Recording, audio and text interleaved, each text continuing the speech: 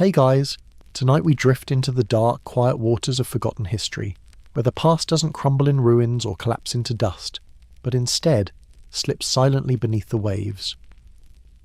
Imagine you're standing on the edge of a long-lost shore. The stars are overhead, a faint salt breeze dances across your face, and below your feet, somewhere down there past layers of sand and time, an entire city sleeps beneath the sea. Streets, temples, marketplaces, all drowned and silent, as if history held its breath. You probably won't survive this time-travelling dive into submerged civilizations, but hey, if you're going to get lost, it might as well be with style. So, before you get comfortable, take a moment to like the video and subscribe, but only if you genuinely enjoy what I do here. And let me know in the comments where you're watching from and what time it is there. It's always fascinating to know who's staring into the abyss of forgotten time with me, whether you're surrounded by snow, sand, or the faint glow of a midnight laptop. Now, dim the lights, maybe turn on a fan for that soft background hum, and let's ease into tonight's journey together. You take your first slow step toward the sea, letting the hush of waves wrap around your ears like a soft lullaby. Underneath these waters lies a different kind of history, one not carved into stone or penned in scrolls, but buried beneath sediment and sealed in silence.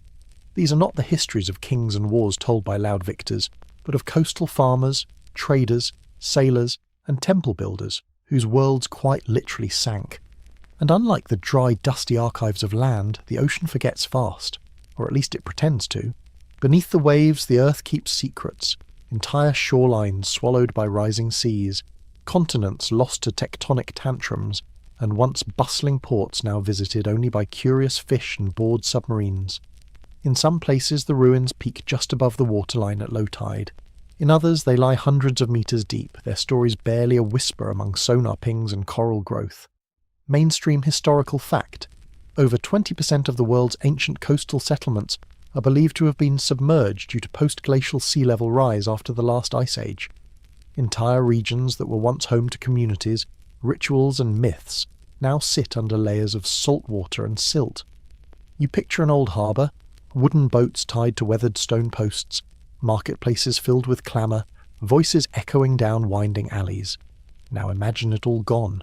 Not destroyed in war, not burned by invaders, just submerged.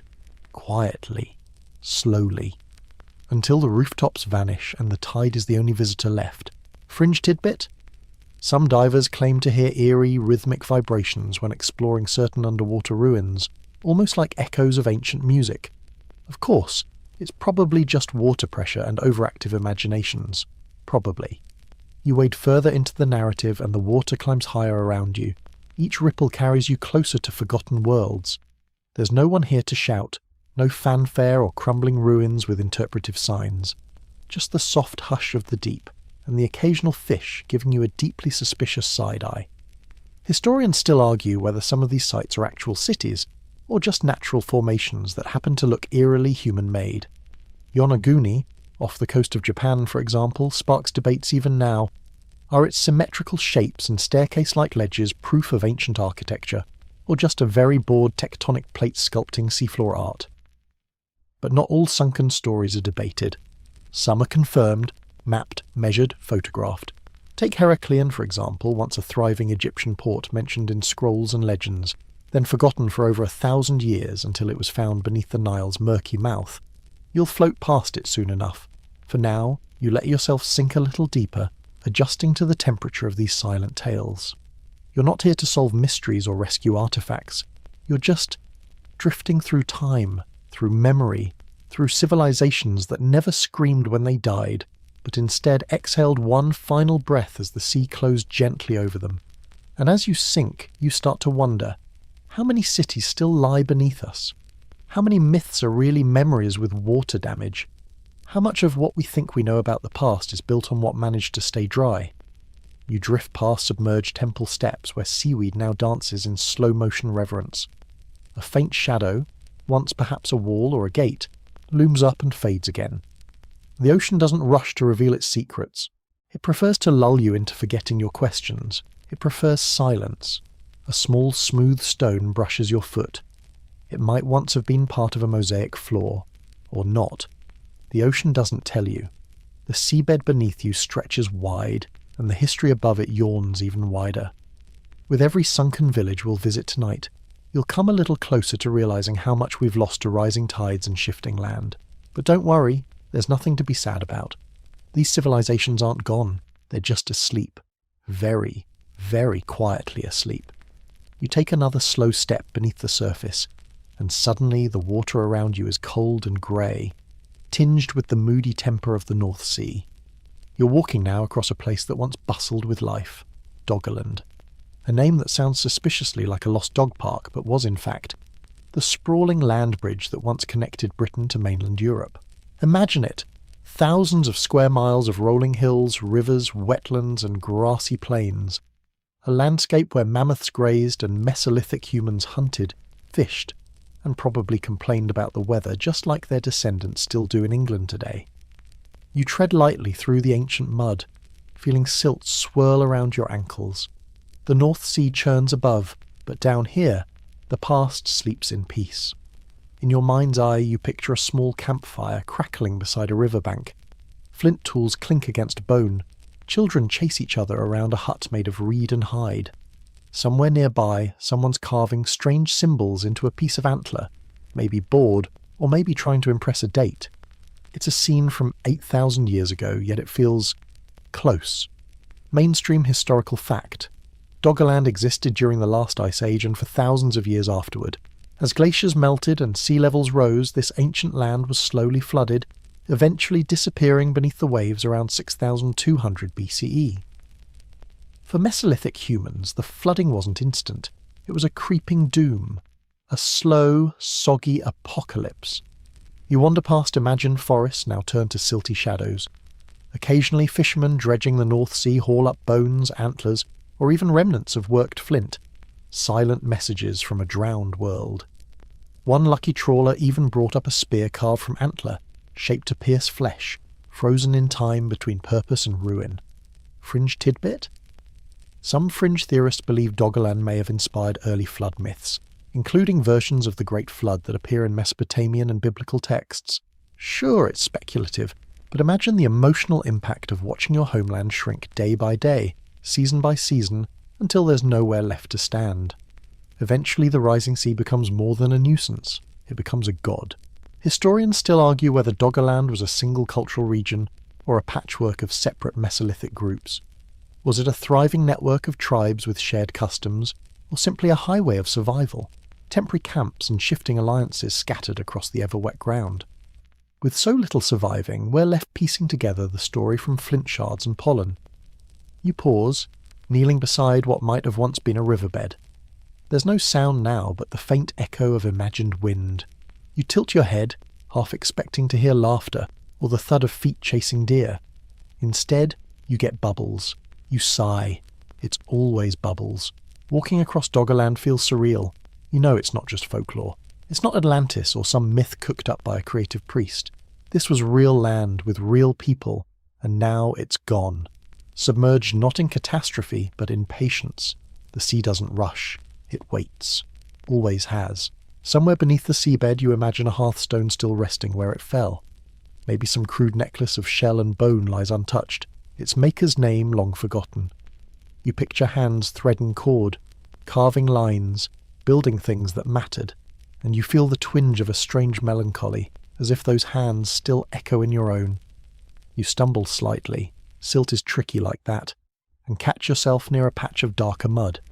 Ancient peat, maybe. A trace of one of Doggerland's forests, preserved under the weight of time and brine. Once tall trees stood here, their branches home to birds and their roots damp with spring water. Now, just mulch. Deep, quiet mulch. A fish swims lazily past, giving you the same look a local might if you were trespassing across their garden in socks. But you're not trespassing, you're remembering. The flooding of Doggerland wasn't just the end of a landscape, it was the slow unravelling of a way of life. Hunters and gatherers had to move uphill, inland, adapting to a world that was literally shrinking beneath their feet. The ground that had fed and sheltered them for generations now betrayed them. Not in rage, but in silence. Still, not everything was washed away. You've already passed ghost rivers, silted channels, ancient estuaries buried beneath centuries of seabed. With modern sonar, we can glimpse them, like the lines of a forgotten map. And every year the ocean gives back a little more, another jawbone, another spear, another reminder. You picture a Mesolithic child standing at the edge of the floodwaters, staring at the horizon as the water creeps ever closer. Their world, their home, vanishing wave by wave. What stories did they tell? Did they believe the sea was angry?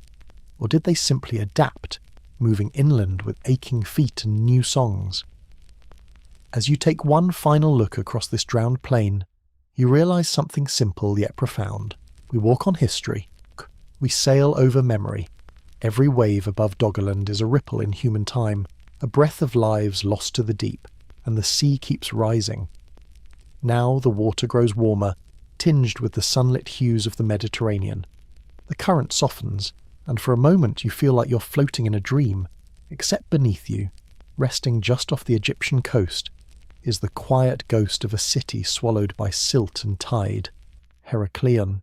Or, if you're feeling fancy and want to impress the underwater archaeologists at parties, Thonis Heracleion. Once a grand Egyptian port, thriving, majestic, full of stone columns, gilded temples and market noise, Heracleion now lies beneath nearly 50 feet of murky water. Fish dart between fallen statues of gods. Coral clings to toppled stone inscriptions, and the soft sand muffles everything, like the entire city is wrapped in a heavy blanket of time. You drift closer. A massive stone torso emerges from the gloom, the upper half of a statue once towering above the docks, now listing gently in the current. You imagine priests processing through these waters when they were dry streets, offerings in hand, linen robes fluttering. Now those footsteps are footsteps no longer, just bubbles and stillness. Mainstream historical fact: Heracleion was a bustling port at the mouth of the Nile around the 6th century BCE. It served as Egypt's primary hub for Mediterranean trade, welcoming ships, merchants, and gods alike. It housed a temple to Amun-Gereb, where pharaohs came to receive the divine right to rule. But what happened? Why did the gods abandon their city to the sea? Historians still argue whether Heracleon's submersion was the result of a sudden cataclysm, a violent earthquake and tidal wave, or a slow, soggy descent caused by unstable sediment and rising waters. Some even suspect it was both. A double whammy of bad luck and bad engineering. Quirky tidbit: among the thousands of items recovered from the site was a remarkably well-preserved bottle of ancient perfume. Imagine being a diver surrounded by stone colossi, and suddenly pulling up a tiny bottle that still smells faintly of jasmine and spice. Someone's last-minute predate spritz, frozen in time. You brush your fingers along the edge of a sunken stone causeway. It once connected massive ceremonial temples. Today, it's the playground of sea urchins and overly confident crabs. Still, the grandeur lingers.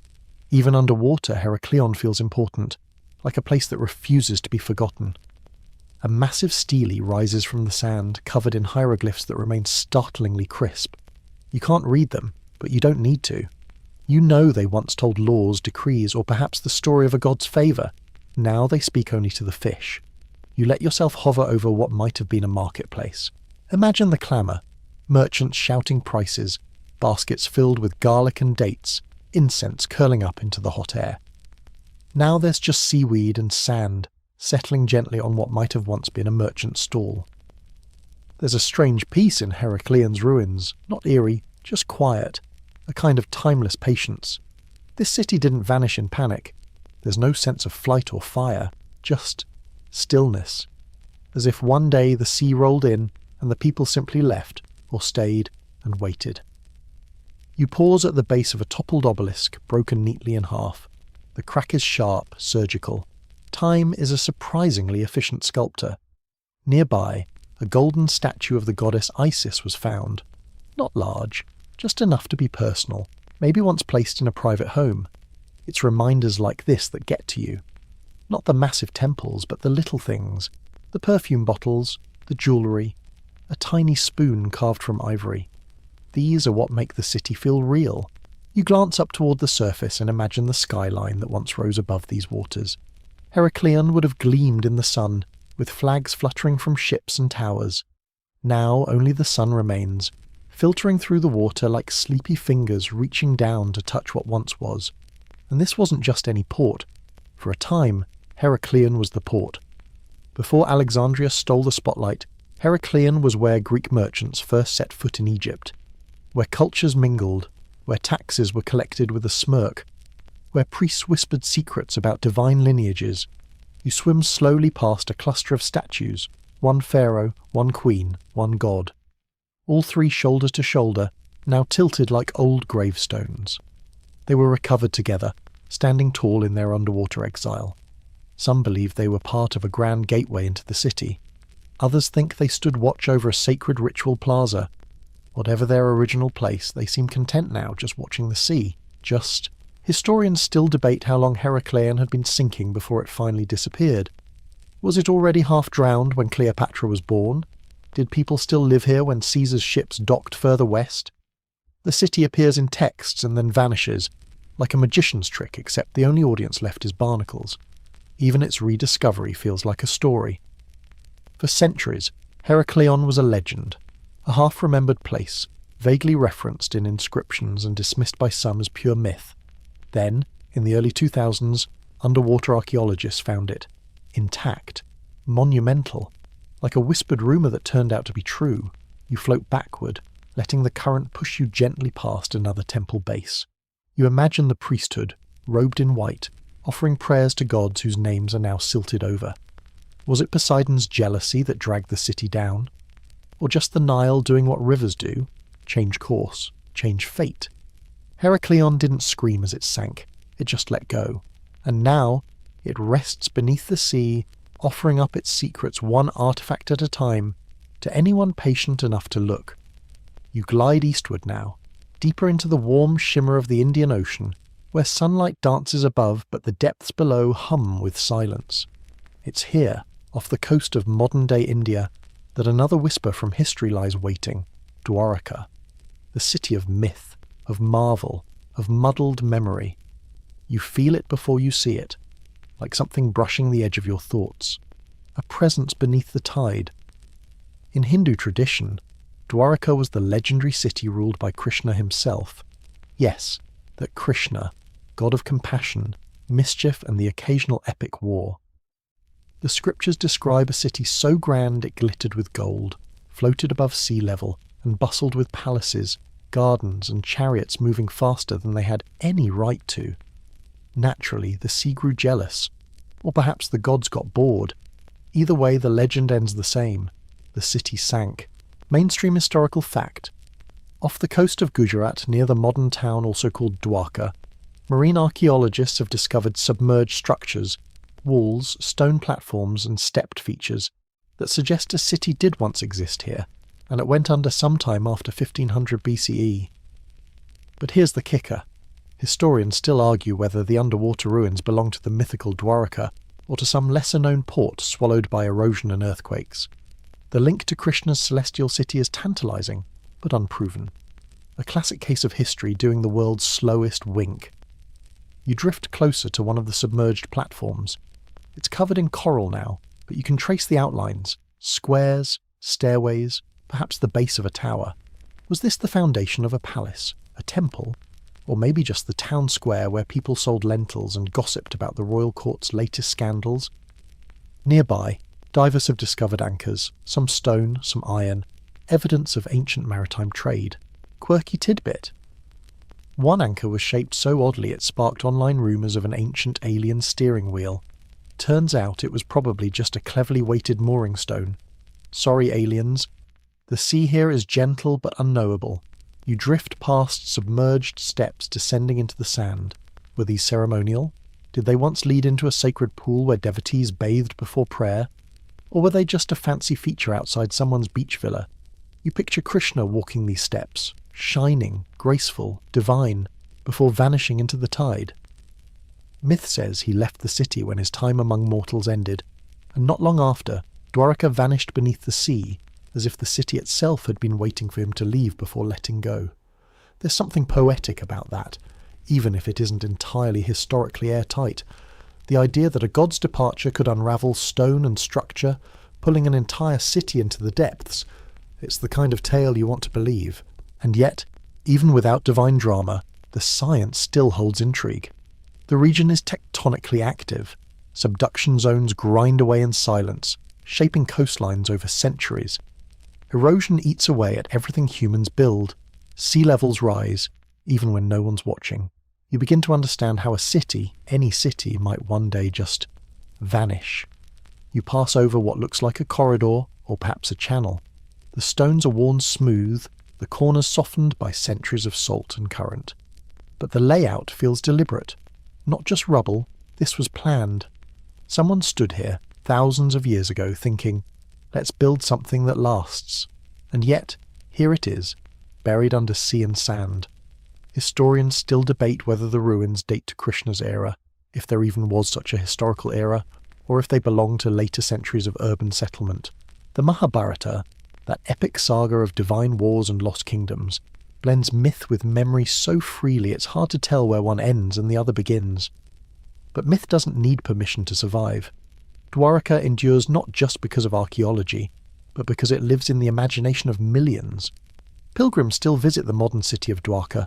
They pray, they sing, they tell stories. And underwater, the old stones wait quietly, saying nothing, as always. You find yourself staring into a small hollow in one of the platforms, just big enough for a flame. Was this a shrine? Did someone kneel here, whispering prayers before lighting a tiny sacred fire? You'll never know. That's the gift, and the curse, of submerged cities. They show just enough to stir your curiosity, but never enough to satisfy it. A fish flickers past you, its scales catching light like molten coins. It disappears into a gap between the stones, a passage that could once have been a doorway. You're half tempted to follow just to see where it leads, but it's all sealed now. Time has locked it away. You let yourself float upward, one last glance at the ruins below. Whether this was the Dwarka of gods and legends or just another coastal settlement lost to nature, it matters little in the moment. The silence here is heavy with memory, and in that silence you sense the echo of chariots, of prayers, of seashell trumpets blown in honour of divine kings. Dwarka might be gone, but the sea remembers, and now, so do you. The water cools as you drift west again, brushing past coral reefs and silent ridges, until you feel the Atlantic wrapping around you like a dark silk cloak. You're farther from land now, suspended in the open ocean, where myths grow large enough to swallow truth whole. Somewhere beneath you, deep, deep below, is the most famous lost city of all time, Atlantis. You sigh a little, maybe even roll your eyes, but let's admit it, Atlantis has that gravitational pull. The name alone conjures domes and canals, gleaming towers, and civilization on the brink of utopia. And then, just as suddenly, poof, gone, swallowed whole, like a magician's finale, with the smoke left lingering over the sea. Mainstream historical fact. Atlantis first appears in Plato's dialogues, specifically Timaeus and Critias, written around 360 BCE. He describes a technologically advanced civilization, rich and powerful, located beyond the Pillars of Heracles, what we now call the Strait of Gibraltar. According to Plato, they became greedy, lost divine favour, and in a single day and night of misfortune were swallowed by the sea. Here's the thing, though. Historians still argue whether Plato meant it literally. Was Atlantis a real place, or an allegory for hubris and the collapse of empire? Some think he was referencing an older Egyptian tale. Others believe he made it up entirely as political commentary on Athens. And yet, the ocean doesn't care. It hides things. It always has. You drift deeper now, imagining domed roofs covered in gold, roads paved with orichalcum, a metal so mythical that even spellcheck gives up. Schools of fish flicker past you like lost citizens, swimming over where canals might once have flowed. Somewhere in the mind's eye, Atlantis gleams with impossible beauty. Quirky tidbit? One fringe researcher once claimed Atlantis was located beneath Antarctica. Another pointed to the Bahamas. Someone even swore it was under the Sahara Desert. Because, when you lose a whole city, might as well check everywhere. You pass over a volcanic ridge on the seafloor.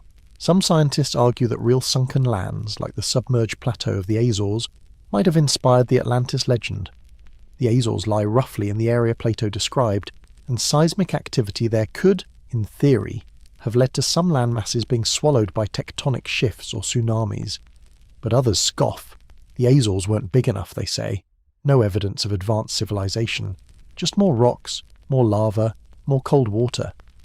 Still, that hasn't stopped thousands of divers, researchers, and, let's be honest, YouTubers from seeking out proof.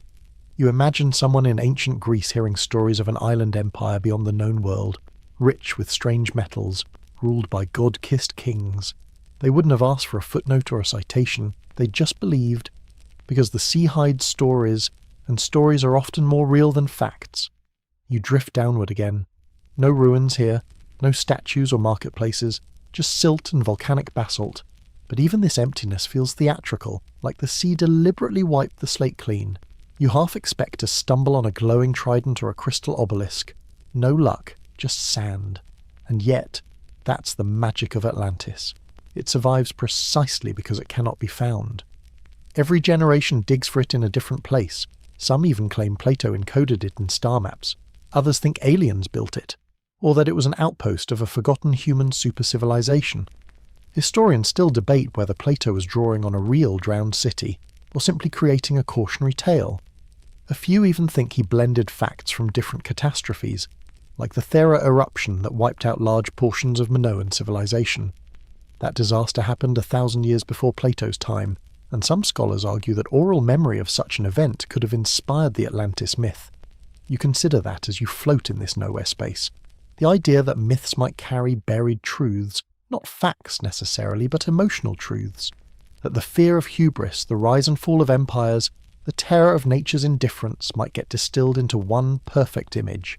A shining city, thriving, and then gone.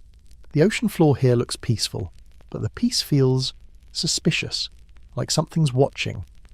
You remember that time you lost your sunglasses in the ocean and swore Poseidon had them. Maybe he's collecting cities too. And what of the Atlanteans? According to Plato, they were powerful, gifted, and eventually corrupted. That part always gets left out in the glossy Instagram edits. Atlantis wasn't just a paradise. It was a warning. Advanced cities can fall. Wealth can rot. Oceans don't care how advanced your plumbing is. You swirl slowly, letting the current cradle you. No ruins appear, no glowing runes, but the legend remains, floating just above the seabed, untouchable, but undeniable. Atlantis endures, not because we found it, but because we keep looking. And that's the soft irony. The more we search for it, the more it becomes real, not as a place, but as an idea, a memory of something we might have lost, or never had to begin with.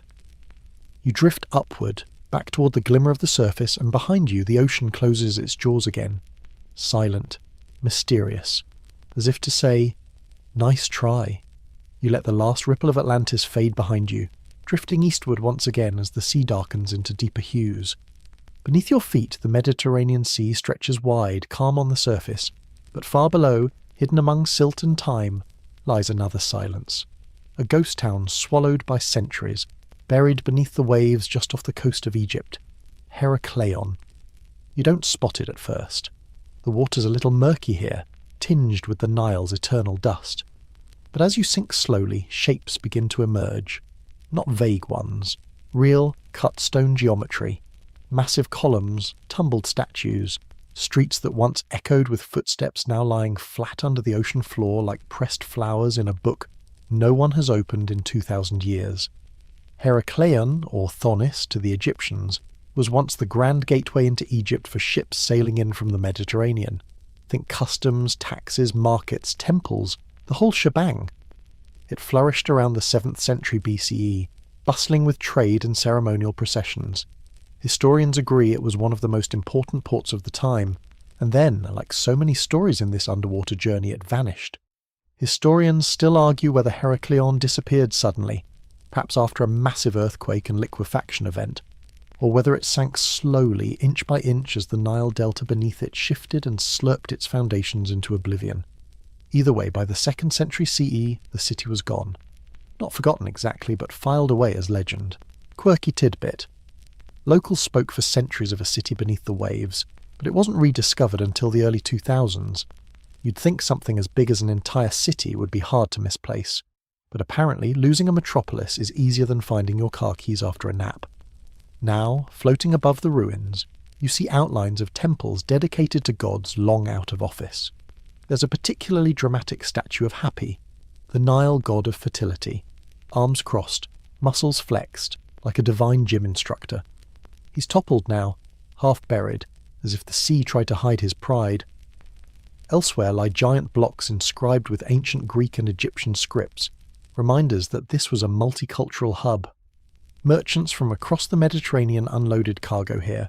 Wine, linen, oil, incense, everything a well-dressed pharaoh or a temple priest could want.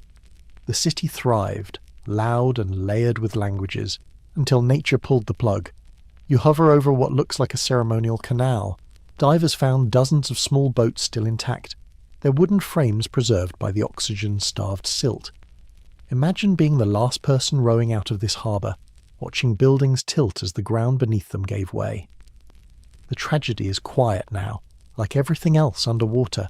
The bustling crowds have been replaced by slow-drifting fish and the occasional stingray. But if you listen hard enough, maybe you hear the echo of sandals on stone, priests chanting prayers to Osiris, a merchant arguing over spice prices, or a child laughing as she runs along the harbour wall. All of it, once so loud, now soaked into silence. One theory holds that rising sea levels combined with soft sediment and seismic activity caused the entire region to collapse. Buildings didn't explode or shatter, they sank gently, leaning like sleepy giants before slipping under. It wasn't war, it wasn't fire, it was the ground deciding it had had enough. It's strange, isn't it? A place that important, that central to Egyptian and Mediterranean history, completely lost for over a millennium. It makes you wonder what else we're standing on, or rather, what's still sleeping underneath us. You drift past a perfectly preserved sarcophagus. Its lid is missing, perhaps stolen, or perhaps cracked by a falling column, but the craftsmanship remains.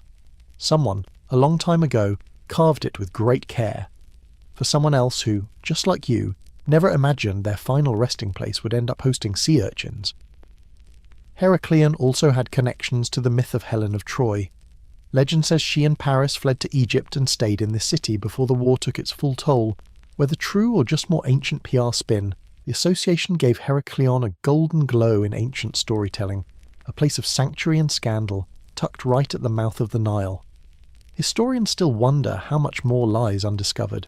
The seabed here remains a giant wet attic filled with history no one's finished sorting through. Some even speculate that Heracleion wasn't the only city swallowed, just the one lucky enough to be found so far. Think of that next time you drop your sunglasses into the water. You feel a little reverent floating above it all. Not because it's holy, but because it's humbling. Time forgets. Water forgets faster. And yet, here it is, a sunken world that once buzzed with life, now preserved in gentle suspension. Somewhere in the ruins, two massive red granite statues of pharaohs rest side by side, broken at the waist but still imposing. They watched over a city that was once alive with festivals, foreign tongues, and incense so thick it turned temple air into fog. Now, fish dart through their elbows. You begin to rise again, the last of Heracleion fading beneath you like a dream you wake up from too soon. The sea swallows cities, yes, but it also preserves them in ways the land never can. And in that soft hush, somewhere between memory and myth, Heracleion breathes. Your body sways gently in the Mediterranean current, still haunted by the marble eyes of half-buried gods and the soft whispers of drowned cities. But now the tide nudges you further east, guiding you toward the cradle of myth itself, Greece. More specifically, just off the coast of southern Laconia, where a city called Pavlopetri lies sleeping under just a few meters of seawater. If Heracleion felt regal and forgotten, Pavlopetri feels eerily close, too close. You can almost reach out and touch the past here. Because unlike Atlantis or the rumour-filled ghost towns of legend, Pavlopetri is real, mapped, and meticulously documented. And it's old, older than most written language. We're talking about a city that predates classical Greece by 1,000 years. This isn't Homer's world, this is the deep prequel. As you lower yourself closer to the seafloor, the outline of the city becomes startlingly clear. Streets, buildings, courtyards, even chambered tombs. It's like someone built a neighbourhood, hit pause, and gently placed it underwater. Historians agree that Pavlopetri was likely a Mycenaean settlement from around 2000 BCE, maybe even older. And yet, unlike many ancient ruins you might stumble across, Pavlopetri isn't a pile of rubble, it's a literal city plan. Streets run in right angles, stone foundations align in tidy rows. There's urban design here, thousands of years before the Romans showed up with their fancy aqueducts and civic plazas. And here's your quirky tidbit. In 1967, the site was accidentally discovered by a geologist who probably just wanted to collect some boring seabed samples. Imagine stumbling across an ancient underwater city while doing science homework. You glide above what archaeologists believe was once a ceremonial hall or possibly a communal building, its stone layout forming a neat square like the blueprint of a quiet revolution, and scattered along its edges, bits of pottery, amphorae, utensils. It's not glamorous treasure, but it's intimate.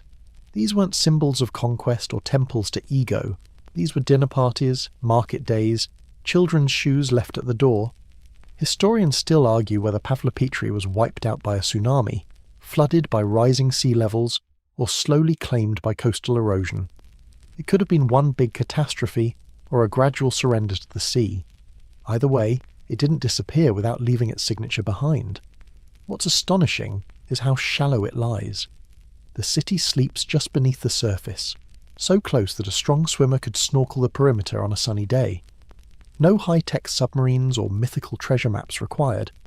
It's as if the sea is showing its hand just this once, saying, "Here, look what I saved." And you do. You float over stone rooms that once held laughter and whispers. Maybe lovers met here. Maybe families argued over goat prices. The banality of their lives makes them feel alive again. You see outlines of homes, wells, storage rooms. Pavlopetri isn't myth, it's memory, fossilized in salt water. The Mycenaeans weren't just muscle-flexing warriors. They were traders, planners, and builders. Pavlopetri's placement shows a keen understanding of coastal currents, access to inland trade routes, and protection from storms. This wasn't just luck. It was city planning thousands of years before modern urban sprawl. Some scholars speculate that its advanced design hints at a larger network of Mycenaean coastal cities, now long submerged. If Pavlopetri survived this well under only a few feet of sea, what else might lie beneath the Mediterranean's shallow shelf? You circle back over a graveyard, their burial chambers still holding their shape, even if their inhabitants long ago returned to the sea. There's something achingly respectful about how this city rests, not shattered, not swallowed in violence. Just tucked away, preserved under the weight of time and tide, and still no grand collapse here. No legends of gods casting it down in anger. Just slow water, persistent waves, and a coastline that wouldn't stay still. The sea isn't cruel, it's just forgetful. And in that forgetfulness, Pavlopetri endured, quietly becoming one of the oldest submerged cities ever found. You imagine a time-lapse of centuries, tides rising, sand drifting, structures softening, until the whole city slips just beneath the rippling surface, hidden yet unbroken. And for thousands of years no one noticed. Boats passed overhead, fish darted between walls, and all the while, this little Mycenaean secret waited. That's the thing about these underwater cities. They don't announce themselves, they don't scream for discovery, they just exist, patiently, as if trusting someone would eventually come along with enough curiosity and a good pair of goggles. And now you're here, suspended above its ancient roads, watching time rest gently over every stone. There's no fanfare, no drama, just silence, depth, and the occasional jellyfish photobombing your view. You rise slowly, letting the city fade beneath you like a childhood memory that's realer than you remember. Pavlopetri is proof that not all lost cities need to be found through myth or imagination. Some are right there, just beneath the waves, waiting to be remembered, not reinvented. The water around you warms slightly as you drift southward, the Mediterranean fading into deeper blues. Below, the ocean darkens, concealing secrets older than stories. You've left the well-mapped ruins of Pavlopetri behind, but your journey through sunken time is far from over. Ahead lies something far stranger, less certain, a place both confirmed and contested, mythic and modern. The island of Yonaguni, off the coast of Japan, waits for your curiosity. You blink through the salt haze and suddenly it appears, stone steps carved into impossible precision, terraces that rise like ancient ziggurats, and corridors so cleanly hewn they could pass for a long-lost subway system if seaweed didn't sway gently through them. Welcome to the Yonaguni Monument, part Atlantis, part Rorschach test for archaeologists. Discovered in 1986 by a diver looking for hammerhead sharks, because of course that's how history works. This enormous structure has stirred debate ever since. Is it the remains of an ancient civilization drowned by rising seas, or just a bunch of rocks having a really photogenic day? Historians still argue whether Yonaguni is man-made, naturally eroded, or perhaps something in between, an ancient structure modified by humans atop a natural foundation. The truth is buried under meters of salt water, conflicting opinions, and the occasional octopus photobomb. You descend slowly, eyes adjusting to the angled stone faces. There's something hypnotic about the geometry. Massive blocks lined up in neat rows, some rising 10 meters tall, others laid out like steps leading into the sea's throat. And here's your quirky tidbit. There's a rectangular pool carved into one level of the site, complete with symmetrical channels, leading some to call it an ancient bathhouse or ritual site. Others say it's just a tidal basin that got lucky. No inscriptions have ever been found, no artifacts, no skeletons or pottery shards to say, hey, a person lived here. And yet, your gut whispers otherwise. You don't carve a staircase into the abyss just for fun. You don't sculpt a monolith the size of a school bus just because you're bored on a Wednesday. Skeptics argue it's all the result of tectonic activity combined with the area's uniquely layered sandstone, which fractures into these boxy shapes naturally. Fair enough. But then you swim over to the face. A stone block some believe resembles a weathered human head, complete with eyes, a nose, and an almost pouty mouth. Coincidence? Maybe. Or maybe it's the sea playing sculptor again. If it is man-made, or even man-modified, Yonaguni would upend much of what we thought we knew about early Japanese civilization.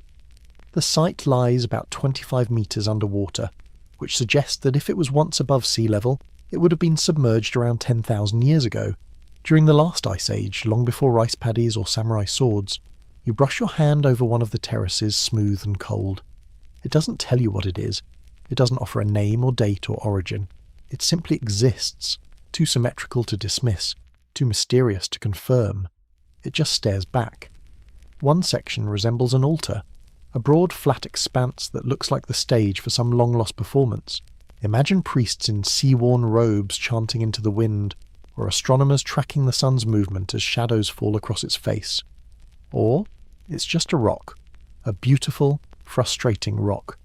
But the deeper you drift, the harder it becomes to remain skeptical. Natural or not, Yonaguni feels intentional, and intention, real or imagined, is a powerful thing. You begin to feel what early explorers must have felt standing among the ruins of Machu Picchu or Troy. Or mixed with confusion, a sense that the past is both more alien and more familiar than we admit. You pass through a corridor lined with sharp 90-degree angles. One wrong turn and you half expect to find a vending machine selling kelp and regret. But no, just more stone, more unknowable shape, more quiet. What sets Yonaguni apart is how it refuses to settle into a category. It's not neatly mythological like Atlantis, nor conventionally archaeological like Heracleion. It's liminal, caught between science and story, geology and geometry, the known and the guessed. You're not sure if you're visiting a forgotten civilization or simply trespassing inside the world's most mysterious landslide. And yet, mystery has its own kind of gravity.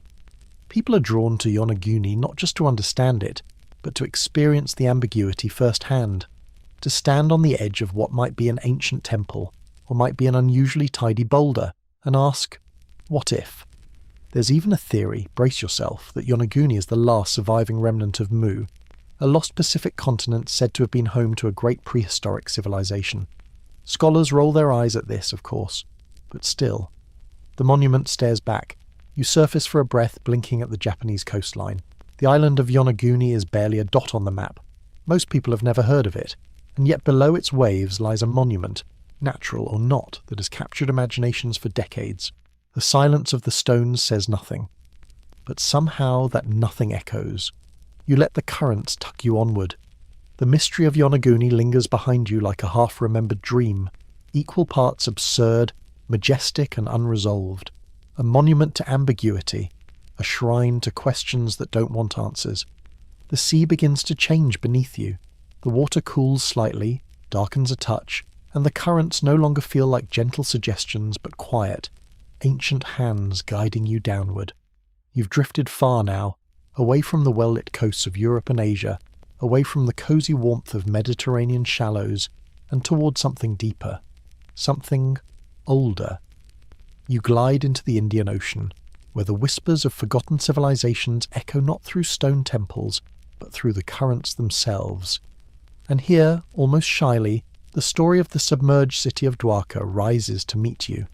You probably haven't heard of it, unless you're a fan of ancient Indian epics or oceanic archaeology. Dwarka is, according to Hindu mythology, the once magnificent kingdom of Lord Krishna, a city said to be built from crystal, floating palaces, and streets paved with starlight, or at least that's how it reads in the Mahabharata. You know, the usual understated urban planning of deities. But here's the kicker. Off the coast of modern-day Gujarat, India, divers have discovered ruins. Real ones. Underwater. Whole sections of what appear to be man-made structures. Grids of streets, rectangular formations, and what some believe are remnants of walls and harbour infrastructure, buried beneath silt and sea. Historians still argue whether these ruins truly belong to ancient Dwarka, or if they're simply older coastal settlements that got a little too cosy with the tides. Some suggest the underwater ruins date back as far as 9,000 years, an age that, if true, predates the Indus Valley civilization by thousands of years and would rewrite entire chapters of human history. No big deal. You dive deeper and hover over an area that looks like a collapsed seawall, stone blocks tumbled together, shaped too cleanly to be chance. A coral has claimed one corner like a squatter, and a crab scuttles indignantly across what might have once been someone's front step. You can almost hear ancient feet walking these same paths, long before the sea swallowed them whole. And here's your quirky tidbit. Early surveys of the site reportedly picked up what could be pottery fragments and evidence of advanced drainage systems. Yep, sewage engineering from a civilization thousands of years ago. Humanity, always obsessed with where to put the bathroom. Above you, the Indian coastline stretches out, a place still filled with temples, chants, and festivals that echo stories of Krishna's kingdom. In the tales, Dwarka wasn't just any city. It was built by divine architects, a celestial New York skyline where gods held conference calls. But as the legend goes, Krishna eventually left the mortal world, and the sea rose in mourning, reclaiming his city in one tragic tidal swoop. Now you float above its possible grave, and the silence feels devotional. Whether or not the ruins below are the fabled Dwarka, someone lived here. Someone walked these alleys, someone watched the waves inch closer and closer until the waves didn't stop. Historians still debate whether the submerged ruins are natural sandstone formations or evidence of long-lost urban planning. The sonar scans suggest structure, the skeptics suggest erosion. But the idea that a great city, mythic or not, could rest at the ocean's floor is hard to shake once you've seen these perfect right angles carved beneath the sea. It's not just the structures themselves that stir the imagination, it's the proximity to myth. In India, history and mythology blur like watercolour. Krishna is both god and king, Dwarka both holy site and archaeological curiosity. And here, just beneath the surface, that duality floats, untouchable, undecided. You trace a corridor lined with slabs, some still upright, others tilted like teeth in a fallen jaw. Marine life flows around them, fish darting through cracks, anemones flowering from seams. It's beautiful, serene, and just a little eerie, as if the ocean knows it's keeping a secret. And perhaps the most unnerving part, there's still so much left unexplored. The site is difficult to access, visibility is low, and political tensions have occasionally limited excavations. Which means Dwarka, if that's what it is, remains largely undisturbed. Not because it's been forgotten, but because it's just out of reach.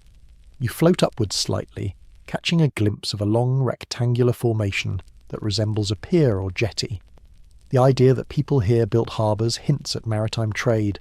Boats coming in, goods flowing out, civilization on the move, and then one day stillness, salt and silence. Salt, and what you're hovering over might not be the divine Dwarka of epic poetry, but it's a city nonetheless. A city that lived, worked, and vanished. That's the magic and heartbreak of underwater ruins. Every coral-crusted block once meant something to someone. Every broken wall was once whole. And yet, unlike modern ruins fenced off by velvet ropes, these stones lie open to the sea. There are no plaques, no docents, no lines of tourists, just fish, coral, and you. One dreamer drifting through a vanished kingdom. You begin to rise again, letting the watery shadows fall away as the ruins disappear beneath the waves. Dwarka, real or myth, confirmed or contested, lingers in your thoughts like incense. It's one thing to read about gods and cities in books. It's another to float above their bones. As the current gently nudges you onward, the sea seems to exhale, letting go of one secret even as it prepares to hand you another. Dwarka sleeps again beneath its silken shroud of silt and tide. And you?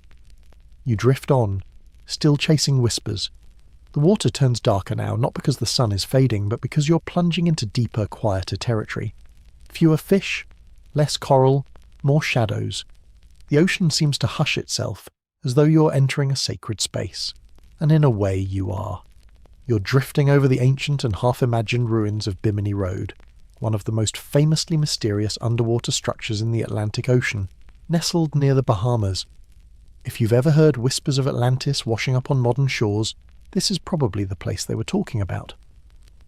Bimini Road is a long, neat row of stone blocks submerged in shallow waters just off North Bimini Island. The slabs, each about the size of a backyard trampoline, lie in a curving line that stretches hundreds of feet across the ocean floor. And they're strangely regular, uncomfortably so, too square, too level, too suspicious. You hover above them, squinting through the water. It's hard not to see a causeway, or maybe a giant boardwalk built by people who are either extremely advanced or extremely bored with normal-sized stones. These limestone blocks are stacked, arranged, and in some cases even seem fitted together like puzzle pieces. You're not imagining it. They don't look like something the sea would arrange on its own. But then again, the sea's been known to play pranks. Historians still argue whether Bimini Road is a naturally occurring beach rock formation shaped by wave action, or the eroded remnants of an ancient civilization that built something. A wall, a breakwater, a ceremonial promenade for ocean gods, casual weekend projects. And here comes your fringe tidbit. In 1968, just a year after Bimini Road was discovered, a psychic's prophecy added fuel to the mystery. Yep, Edgar Cayce, known as the Sleeping Prophet, once predicted that remnants of Atlantis would rise near Bimini in, you guessed it, 1968 or 1969. The alignment was too perfect for conspiracy theorists to resist. Atlantis fever officially re-entered the chat. You glide along the length of the road. It's strangely satisfying, like walking barefoot across stepping stones if the stepping stones were underwater, and also maybe magical. Some of the blocks sit atop others, forming odd ledges. Others have perfect right angles, like they were quarried yesterday and forgotten in the surf. And yet, no tools, no pottery, no inscriptions. Just the stones and their stubborn silence. Some researchers claim that the blocks align with other formations nearby, forming a larger structure when mapped by sonar. Maybe part of a harbour. Maybe the base of a building long since worn away by waves and time. Others insist it's simply geology having a geometrically pleasing day. You're allowed to believe either. That's the charm of Bimini. It's like a choose-your-own-adventure story, but wetter. You dip lower, touching the surface of one of the stones. It's rough, slightly warm from the sun filtering through shallow waves. Fish dart past you, and in the distance a stingray glides like a ghost, unconcerned with human speculation. What makes Bimini so persistent in the public imagination isn't just its shape or location, it's the promise. The feeling that we might be on the edge of something, that we could be brushing up against a civilization too old for memory, too proud for time, too clever to leave behind anything but rocks. And then there's the Atlantis connection. Oh yes, Atlantis, the city that refused to stay buried. Plato wrote of it in his dialogues. A proud empire swallowed by the sea in a single night of catastrophe. Most scholars roll their eyes at the idea that Atlantis was ever real. They say it was allegory, metaphor, a a philosophical tale of hubris. But still, there's something about ruins under the sea that makes you want to believe. The Bahamas lie near the edge of the now-drowned landmass known as the Laurentide ice sheet's coastal shelf. During the last ice age, sea levels were hundreds of feet lower. Entire plains that are now ocean floor were once sunlit landscapes, places where people could have walked, hunted, built, maybe even worshipped. If anything was ever built here, Atlantean or otherwise, it's long gone. Wooden beams rotted away, cloth dissolved. Only the stone endures, sitting like giant puzzle pieces on the sea's forgotten floor. You follow the road as it curves slightly, leading nowhere and everywhere at once. It ends in broken pieces, as if it once connected to something larger, something that's now missing, stolen by time. Or maybe it never connected at all. Maybe it was always just a stretch of beach rock that happened to look perfect. That's the infuriating part, isn't it? The perfect imperfection of it. Enough structure to inspire wonder, never enough to confirm anything. Bimini Road has been studied by geologists, archaeologists, divers and dreamers for decades, and yet no firm conclusion has emerged. It's a riddle that floats just beneath the surface, occasionally poking its head above water during documentaries and dive tours, then slipping away again into legend. You rise from the stones, letting the water carry you backward, upward, outward. The road disappears beneath the rippling surface, and you realise something. Maybe it's not about answers. Maybe it's about permission. The permission to imagine a time when people stood on those stones looking out to sea before it took everything. You leave Bimini with more questions than you arrived with, but they're beautiful questions, shaped like those massive slabs below, ancient, quiet, and still waiting. The ocean beneath you deepens again, as if lowering its voice to a whisper. The sun fades into wavering beams above, and the water turns that peculiar soft midnight blue. You feel a shift, not in temperature but in atmosphere. Like entering an ancient cathedral no longer used by people, but still humming with reverence. You're now drifting toward the Japanese coast, far from the sandy beaches and neon cities. Below you lies something strange, uncanny. A staircase with no railing, platforms with no purpose, steps carved into stone, going nowhere. This is Yonaguni. Welcome to one of the most hotly debated underwater sites in modern history. The Yonaguni Monument lies just off the coast of Yonaguni Island, the westernmost inhabited part of Japan.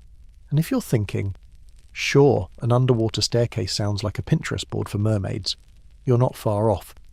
The site is mesmerizing, angular, massive, and deeply puzzling. From above, the monument looks almost man-made. Enormous stone terraces, flat surfaces, perfect right angles, steps that are eerily uniform, and what some claim is even a rudimentary road. It's like the ruins of an ancient ziggurat sank beneath the waves, but without the usual accessories like pottery, bones, or inscriptions. Historians still argue whether Yonaguni is an ancient submerged city or simply a geological formation known as jointed sandstone. You know, the type of rock that fractures in impressively straight lines. Mother Nature showing off again. You float lower and run your hand along a ledge, flat as a countertop, sharp as a whispered secret. Divers have found what look like carving marks in some places, and one section of the site seems to feature a rectangular formation, with what some call an entrance. But entrance to what? A building? A temple? A metaphor? Pick your favourite. Here's your quirky tidbit. Local legends speak of a kingdom called Mu, a sunken land similar to Atlantis that allegedly vanished under the sea after some great cataclysm. While mainstream archaeology tends to file Mu under pure myth, believers argue that Yonaguni is the last surviving remnant of this prehistoric world. You continue exploring. At one point the structure resembles an amphitheatre. Stone platforms step down in a way that makes you imagine ancient citizens gathering here, watching something sacred, or at least mildly entertaining like sea cucumber races. There's even what appears to be a face, a large rock with indentations that, depending on your imagination level, resemble human features. Eyes, a nose, maybe even a faint grin, or it's just erosion. But erosion doesn't usually grin back. Geologist Masaki Kimura, one of the main champions of the artificiality theory, has spent years mapping Yonaguni and believes the site could be over 10,000 years old. That would make it older than the Egyptian pyramids, older than Stonehenge, older than almost anything we have on land. But of course, other geologists roll their eyes so hard they might sprain something, insisting it's all natural rock, fractured and shaped by tectonics, earthquakes, and sea currents. It's hard to ignore the human-like symmetry, though. Blocks the size of shipping containers lying next to neatly stacked terraces. You'd be forgiven for mistaking it for a half-buried palace. Even if it wasn't built by human hands, it seems to beg for a story. You swim through a narrow corridor formed by two towering walls. Light barely filters through, and it feels like the sea is listening. Like it knows this place carries meaning, whatever kind of meaning you choose to give it. And then there's the elephant in the room, or rather, the whale in the ocean. If Yonaguni is artificial, who built it? And when? It would require a level of organisation, tooling and planning that predates most known civilizations. It would suggest that sophisticated human cultures existed at a time when we were supposedly still banging rocks together and inventing sandals. That's the magic of Yonaguni. It refuses to fit neatly into any box. If it's natural, it's stunningly sculptural. If it's artificial, it changes the story of humanity. Either way, it wins. You loop around the site once more. Fish weave in and out of cracks, and seaweed waves lazily in the current. Time here doesn't move in minutes, it floats. Centuries drift like jellyfish. And here's the twist. No one's finished exploring Yonaguni. The currents are strong, visibility is poor, and yet divers keep returning, hoping that one more dive, one more scan, will reveal something definitive. A carving, a tool, a secret. But maybe the site doesn't want to be solved. Maybe it's the ocean's idea of art, something that keeps us wondering, doubting, dreaming. You rise slowly from the sunken monument, leaving its strange geometry behind. The outlines blur as the water thickens above it, sealing its mysteries beneath layers of salt and silence. Whatever Yonaguni is, temple, terrace, or tectonic prank, it lingers in your mind like a half-remembered dream, the kind that makes you question not just history but time itself. The water seems to sigh as you drift onward, each ripple a reminder that the ocean has stories to tell. It's just very, very good at keeping secrets. And now you find yourself drawn westward, toward the Bay of Cambay, off the coast of Gujarat in India. The current is gentle, the light dimming to a cosy twilight hue, and beneath the surface lies another enigmatic site that has stirred debates, documentaries, and quite a few suspicious eyebrows. You descend slowly through the silty green waters of the bay, and there, just barely visible through the sediment, lie patterns that shouldn't be here. Straight lines, rectangles, grid-like arrangements stretching for miles beneath the muck. It's not a shipwreck. It's not coral. It looks, against all odds, like a sunken city. In 2001, marine researchers using sonar equipment announced what seemed to be the discovery of an ancient civilization submerged deep beneath the bay. They claimed to have found evidence of man-made structures, walls, roads, and even what appeared to be buildings, all sitting 120 feet underwater. And here's the kicker. They dated it to around 9,000 years ago. Now, if you're whispering, wait, that's older than Mesopotamia, you're absolutely right. If the dates are accurate, and that's a big if, this site would predate every known civilization on Earth. Agriculture? Still in diapers? Writing systems? Nowhere in sight. And yet, here lie formations that seem too precise to be accidents of nature. Historians still argue whether this submerged site is indeed the ruins of an unknown ancient civilization, or merely a natural geological formation dressed up by enthusiastic sonar readings and a bit of hopeful thinking.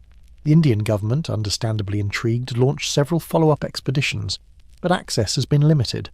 Visibility is low, currents are fierce, and the seabed here is like a muddy library. Pages scattered everywhere, most of them illegible. Your hand brushes against a long slab partially buried in the sediment. It doesn't feel like a natural rock. It's too straight, too even. But the silt is so thick, it's like trying to read a stone tablet through a bowl of lentil soup. And now for your quirky tidbit. Among the artifacts reportedly recovered from the site, small, shaped stones and tools, was a piece of fossilized wood. When carbon dated, it came back shockingly old, as in, your entire historical timeline might need adjusting old. Skeptics, of course, suggest the wood could have floated in from somewhere else, or that it was misdated. The arguments fly faster than sunken treasure rumours in a pirate bar. But the implications? Oh, The implications.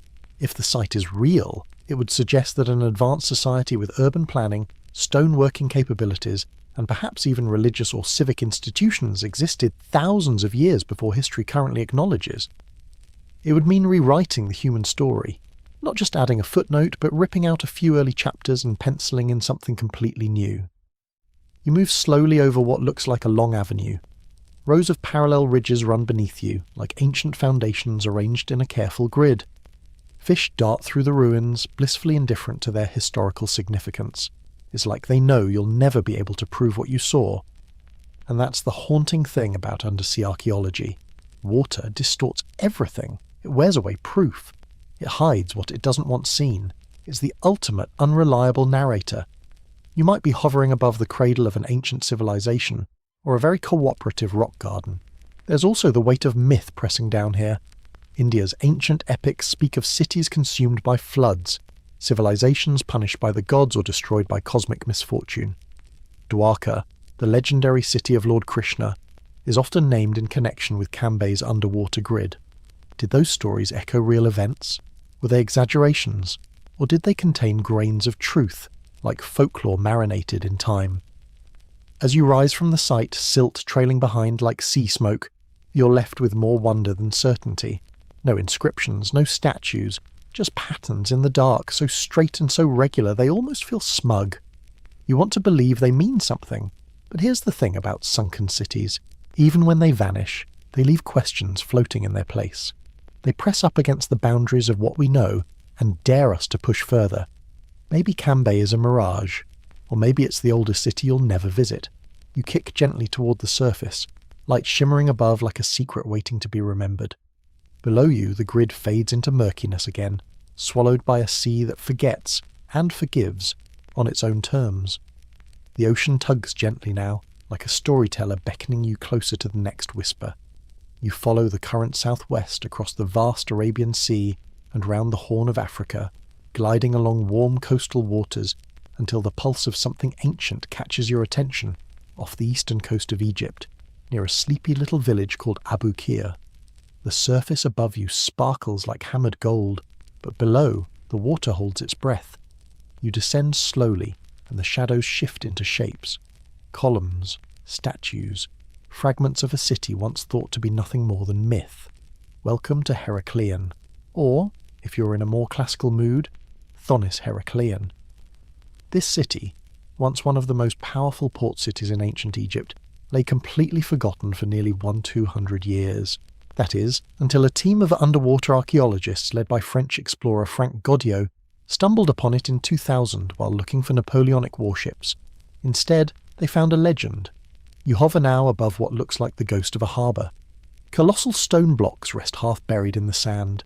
Sculptures of pharaohs, lions and gods tilt sideways, as though trying to crawl back up to the sunlight. A massive statue of Hapi, the god of the Nile, still sits upright, serenely ignoring the centuries that have passed since he last felt air on his face. The city is vast, covering over 40 square miles of seabed. Back in its heyday, it served as Egypt's primary entrance for Greek traders before Alexandria was founded. Imagine a bustling port lined with shrines, temples and markets, where Egyptian priests and foreign sailors exchanged goods, gossip, and probably a few fishy favours. Historians still argue whether Heracleion fell victim to a sudden catastrophic event, like an earthquake or tsunami, or whether it simply succumbed to the slow, relentless hand of subsidence. The ground beneath the Nile delta is unstable, a waterlogged sponge that sometimes gives way beneath its own weight. The sea crept in, the mud swallowed buildings whole, and the city simply slipped out of memory. Quirky tidbit incoming. Among the many treasures recovered was a large ceremonial boat, probably used during temple festivals. It's not exactly what you'd call seaworthy today, it's more ceremonial than functional, but its design tells us this place wasn't just about commerce. It was sacred, a place where humans met gods on the regular, with incense and possibly wine. You drift past what remains of the Temple of Amun-Gereb, once a shining jewel of the city. It's difficult to picture now, the ruins being so fragmentary, but imagine pillars taller than your house, painted in vivid reds and blues, casting long shadows on sunburned stone floors. And here's where it gets a bit more surreal. Archaeologists have uncovered dozens of tiny statues, amulets and offering tables, all perfectly preserved in the mud. It's like someone hit pause on a sacred moment and left everything in place. Cups mid-offering, altars mid-blessing, 1,000-year-old be right back sign. And if you think this place sounds too grand to have been lost for so long, well, you're not alone. For centuries, Heracleion was known only through scraps of writing. Herodotus mentioned it. So did Diodorus. But no one knew where it was. Scholars had long assumed it had been swallowed by the sea, possibly confused with another port entirely. Turns out it was just really, really good at hiding. As you glide over the buried ruins, you can still see the roads and canals etched faintly into the seabed, like scars. Boats once drifted here, traders shouted, children ran, priests carried statues of gods down to the river's edge, where divine ceremonies took place under the hot Egyptian sun. All of it now muffled by the gentle hush of sand and water. You touch a carved stone, perhaps once part of a gate. It's covered in hieroglyphs, surprisingly intact. The symbols still speak, if only you could read them. But even without translation, the message is clear. This place mattered, and that's the haunting charm of Heracleion.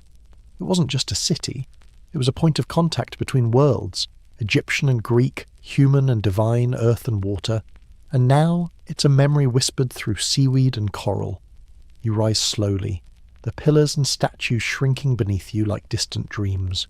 The water warms, the light grows, but something stays with you, a flicker of life still glowing among the ruins. Maybe it's not gone, just sleeping. The water still hums with memory as you drift onward, the current curling softly beneath you like silk drawn across your skin. You're pulled west now, past the shores of Alexandria, past Malta's rocky ridges, and into the blue heart of the Mediterranean. The surface rolls calmly above you, but you know better by now. This quiet hides something. Down you go, beneath the coastal waves of southern Greece toward the Peloponnesian Peninsula. As you descend near the modern village of Pavlopetri, the familiar patterns appear again, lines that run too straight, angles too precise, and shapes too deliberate to be random. You've found another one. Welcome to Pavlopetri, quite possibly the oldest submerged city in the world. And unlike some others you've visited tonight, this one isn't debated in whispers or locked in myth. It's real, it's mapped, and it's just lying here, quietly sprawled beneath 10 feet of water, like a memory the sea forgot to bury properly. Pavlopetri dates back to around 2800 BCE, making it a Bronze Age marvel. That's before the rise of classical Greece, before the Iliad, before even the idea of city-states. And yet here it is. Streets, buildings, courtyards, and even what seems to be a kind of plumbing. Not bad for a town that's older than the pyramids. You drift over what was once a main road, wide enough for carts, flanked by rectangular homes with distinct rooms. Bedrooms, kitchens, maybe even storage areas. Imagine losing your favourite amphorae every time the tide came in. The layout is astonishingly modern, organised, intentional. You can almost hear kids shouting, dogs barking, someone yelling because they stepped in a freshly pressed olive cake.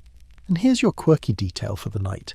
This place was first discovered by accident in 1967, when an oceanographer noticed odd stone patterns while swimming. In true casual Greek fashion, he flagged it with the kind of, "Oh hey, we might have a 5,000-year-old city here," tone you might use to report a stray cat in your backyard. Historians still argue whether Pavlopetri was a permanent settlement, or perhaps more seasonal, maybe even a trading hub for surrounding island communities. What's clear is that the people who lived here weren't primitive wanderers. They were planners, builders, merchants. They had architecture, infrastructure, neighbours to politely ignore. You coast slowly into what looks like a small plaza, with the remnants of a central well in the middle. The stone lip is intact. You could lean over and drop a bucket if you wanted, though what you'd pull up now is mostly fish and curiosity. Around it, dwellings cluster together like guests at a dinner party, each with rooms laid out logically, sleeping quarters on one side, open spaces for communal living on the other. There's something deeply human about it all. You've seen cities swallowed by myth and drama tonight. Cataclysmic tsunamis, gods with grudges, royal curses. But Pavlopetri, it just feels lived in, real, like someone could move back in tomorrow if the tide would kindly go away. But of course, the sea doesn't negotiate. Sometime around 1000 BCE, the Earth shifted, probably an earthquake, and the city slowly sank into the shallow bay where it now rests, and then it was forgotten, until a diver with a sharp eye and a camera brought it back into the light. As you hover over the ruins, you notice something peculiar. Almost every building faces the sea. It's as if the entire town was designed to watch the horizon, to greet the ships coming in and going out. Maybe they believed their lives were tied to the tides. Maybe they just liked a good sunset. What's truly remarkable about Pavlopetri is how little nature has disrupted it. No towering coral, no sprawling kelp jungles, just clean stone outlines, preserved by layers of sediment and time. It's so intact, in fact, that researchers have recreated 3D models of the entire site. If your dreams had Wi-Fi, you could tour the place on a tablet, and yet, despite all the archaeology, so many questions linger. What was the final day like here? Did they know the water was coming? Did they leave in a rush, or did the ocean creep in slowly like a house guest who never leaves? Were any of their stories written down? Did they think anyone would remember them? As you rise from Pavlopetri, you can't help but feel a little bit like a trespasser. You've wandered through living rooms and kitchens, past doorways that once welcomed friends and family. The people who built this city were like you, curious, clever, and probably annoyed when it rained 3 days in a row. But they're gone now, and their city sleeps beneath a sea that has a thing for forgetting. Still, tonight, you remembered. The water seems quieter now, as if the sea itself is listening to the stories it's hidden for millennia. You drift southwest through the Ionian, letting the Mediterranean's warm breath carry you deeper into the heart of lost time. Below, the silt thickens, the currents slow. Something vast is waiting just beneath your feet. This time it's not a city you find, but an entire landscape, frozen in time beneath layers of salt and sand. You've reached what's sometimes called the European Atlantis, and it lies hidden beneath the cold waters of the North Sea. Strange, right? You leave sun-drenched ruins in Greece, and suddenly you're hovering above the dark, ancient plains of Doggerland. No, that's not the name of a fantasy kingdom, although it definitely should be. Doggerland was a real place, a massive stretch of low-lying land that once connected Britain to continental Europe. Thousands of years ago, before GPS, before Google Earth, and definitely before the Eurovision Song Contest, Doggerland was home to families of hunter-gatherers who fished, foraged, and possibly complained about the weather. You can almost picture it. Sweeping grasslands stretching from Denmark to the east coast of England, dotted with freshwater lakes, marshy rivers, and campfires that flickered against a rising dawn. Think prehistoric Denmark meets the Shire. It was fertile, rich, and well-populated until the water came. Historians still argue whether the end of Doggerland was a slow process of rising sea levels, or if it ended in a singular cataclysm. Some blame the Storegga Slide, a massive underwater landslide off the coast of Norway around 6200 BCE that caused a tsunami to crash through the region. One minute you're roasting hazelnuts, the next you're ankle-deep in ancient apocalypse. You glide now over what was once a forested valley. Yes, forests. In 2015, a fisherman pulled up a lump of peat with an ancient deer antler embedded in it, and then a worked flint tool. This place wasn't just pass-through land, it was home. And here's a curious twist. Scientists have even dredged up the bones of woolly mammoths and giant elk from these waters. Imagine that. Your prehistoric neighbour might have been a hairy 4-ton lawn ornament with tusks. Charming. You pass over what could have been an ancient lake, though now it's just a dark basin. Some sonar scans have even revealed faint impressions of riverbeds and settlements.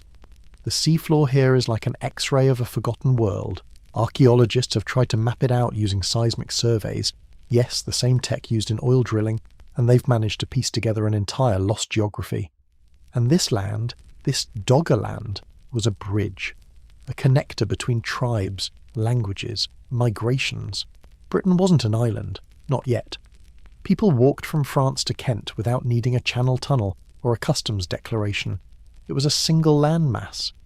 Then, slowly, relentlessly, the sea began to rise, and the people had to move, or didn't. We don't know for sure. Historians still argue whether the inhabitants understood what was happening. Did they notice the tides creeping higher each year? Did the marshes grow too wet, the rivers too wide? Or did it all come crashing down in a matter of hours, a wall of water sweeping away homes, animals, and entire family lines. It's hard to say. The North Sea guards its secrets beneath cold, silty darkness, but every so often storms stir up fragments, bones, tools, weapons, that wash ashore like whispers from a drowned world. And if you're wondering whether this place could ever rise again, sorry, not likely. Doggerland is gone for good, its memory carved only into maps and models and a few scattered bones. But its story lingers, not as a myth, but as a geological truth. It reminds us that land is never permanent, and that home is more fragile than we like to believe. You float upward, carried by the chill, imagining what it must have been like to stand on that grassland, watching the sea steal another foot of earth. Maybe they thought the gods were angry. Maybe they thought nothing at all, just watched and moved. Or maybe, like us, they hoped the water would stop rising. You drift west now, the cold of the North Sea still clinging to your bones, as if Doggerland doesn't want to let go. But the current is pulling you towards something warmer, stranger, and deeper still. You follow it down past the tip of India, toward a stretch of ocean whispered about in old legends and whispered even more quietly in academic conferences. It's the submerged city off the coast of Gujarat, known by some as the ruins of Dwarka. Yes, that Dwarka, the legendary kingdom of Lord Krishna, spoken of in Hindu texts as a city so grand, so divine, it shimmered like a mirage. But tonight, it's not myth you chase. It's sonar signals, satellite images, and a scattering of stone beneath the Arabian Sea. Off the modern coast of Dwarka, near the Gulf of Kambat, divers and researchers have found submerged structures, regular, rectangular blocks, straight lines, and platforms too symmetrical to be natural. You swim closer. The sand parts revealing a stretch of geometric stones that look suspiciously like an ancient foundation. You hover above it, watching the seaweed sway gently through what could have been a ceremonial corridor. And here's the historical kicker. Carbon dating of material found at the site puts some of the artifacts at over 9,000 years old. That's older than the pyramids, older than Mesopotamia, older than the idea of writing things down in a journal instead of yelling them at your neighbour. But historians still argue whether this is truly a city. Some believe it's a natural formation, just rocks playing tricks on desperate eyes. Others insist the alignment is too precise, the artifacts too deliberate. There's pottery, stone tools, fossilised bones, all dredged from the sea floor. Even fringe researchers have jumped in, claiming this might be the oldest known human settlement, submerged by a catastrophic flood that echoes the story of Noah, of Gilgamesh, of every culture's apocalyptic downpour. The connection to Krishna's Dwarka is murky. According to the Mahabharata, Krishna's city was built in a day by divine architects, a city of palaces, gardens, and fortresses surrounded by the sea. But after Krishna's death, the ocean swallowed it whole. Myth? Sure. But when myth and archaeology brush fingertips, things get interesting. You slide between the stones, tracing edges worn smooth by time. Some blocks appear stacked, suggesting walls or platforms. Others lie broken, scattered like a toppled game board. The silence is palpable, the kind of hush that makes you wonder if you're not alone down here, if something remembers. And here's a quirky detail for you. One expedition brought back what appeared to be a fossilised human tooth, embedded in sediment layers beneath what they believed was a man-made structure. A tooth. From someone who may have lived here before the last ice age even ended. Imagine brushing your teeth beside a temple that now lies 30 metres under the sea. Saltwater floss not included. Of course, controversy looms large over the site. Scientific documentation is sparse. Most underwater archaeology in the region is difficult, hampered by currents, turbidity, and, well, the fact that it's a chaotic soup of sediment down there. Even with side-scan sonar and sub-bottom profiling, drawing clear conclusions is like trying to read a novel written in smoke. Still, you linger. Because the stones are there, the tools are real, and the ocean is a lousy liar. Above you, the modern city of Dwarka thrives. Pilgrims come by the thousands, seeking blessings at temples built in honour of a city they believe once ruled the waves. Below, in the dark waters, you float through what may have been its inspiration, or perhaps the real thing. And as you rise from the ruins, a strange feeling catches in your chest. Maybe it's not the depth, Maybe it's the thought that somewhere in the gap between myth and stone, there's a truth too big to be written down. A truth only the ocean knows. And she's not talking. Not tonight. You surface briefly, letting the stars drip across the sky above you like old constellations rearranged by time. The salt clings to your skin. Your ears are still humming with the silence of Dwarka, but something is tugging at your thoughts now, pulling you farther west, past the Arabian Sea, past Africa's long, dreaming coastline, all the way to the edge of memory. You follow it toward the Caribbean. The water is warm here, warm and blue and almost too inviting. But beneath the waves, past the coral reefs and the rusting skeletons of forgotten shipwrecks, something stranger awaits. You're heading toward the Bahama banks. Not for a beach vacation, sorry, no pina coladas tonight, but to investigate the elusive whispers of the Bimini Road. Yes, the Bimini Road. That stretch of curious limestone blocks just off the coast of Bimini Island that has fueled legends, raised eyebrows, and inspired late-night YouTube dives since it was discovered in the 1960s. From above, the formation looks like a winding underwater pavement. Massive stones arranged in a vaguely linear path, like some ancient causeway leading straight into nowhere. You drift lower. The stones are smooth, some nearly rectangular, others oddly sloped. They rest beside each other in neatish rows as if placed there on purpose. Some researchers argue that the whole thing is natural, what's called a beach rock formation, where sediment cements over time into large slabs. Totally mundane. Nothing to see here, move along. But others? They see intention in the symmetry. They note the right angles, the fitted edges, and the presence of what might be keystone rocks, used to lock larger stones together, a technique found in ancient construction. Some even believe that this was once part of a harbour wall, a foundation, or, cue dramatic music, the road to Atlantis.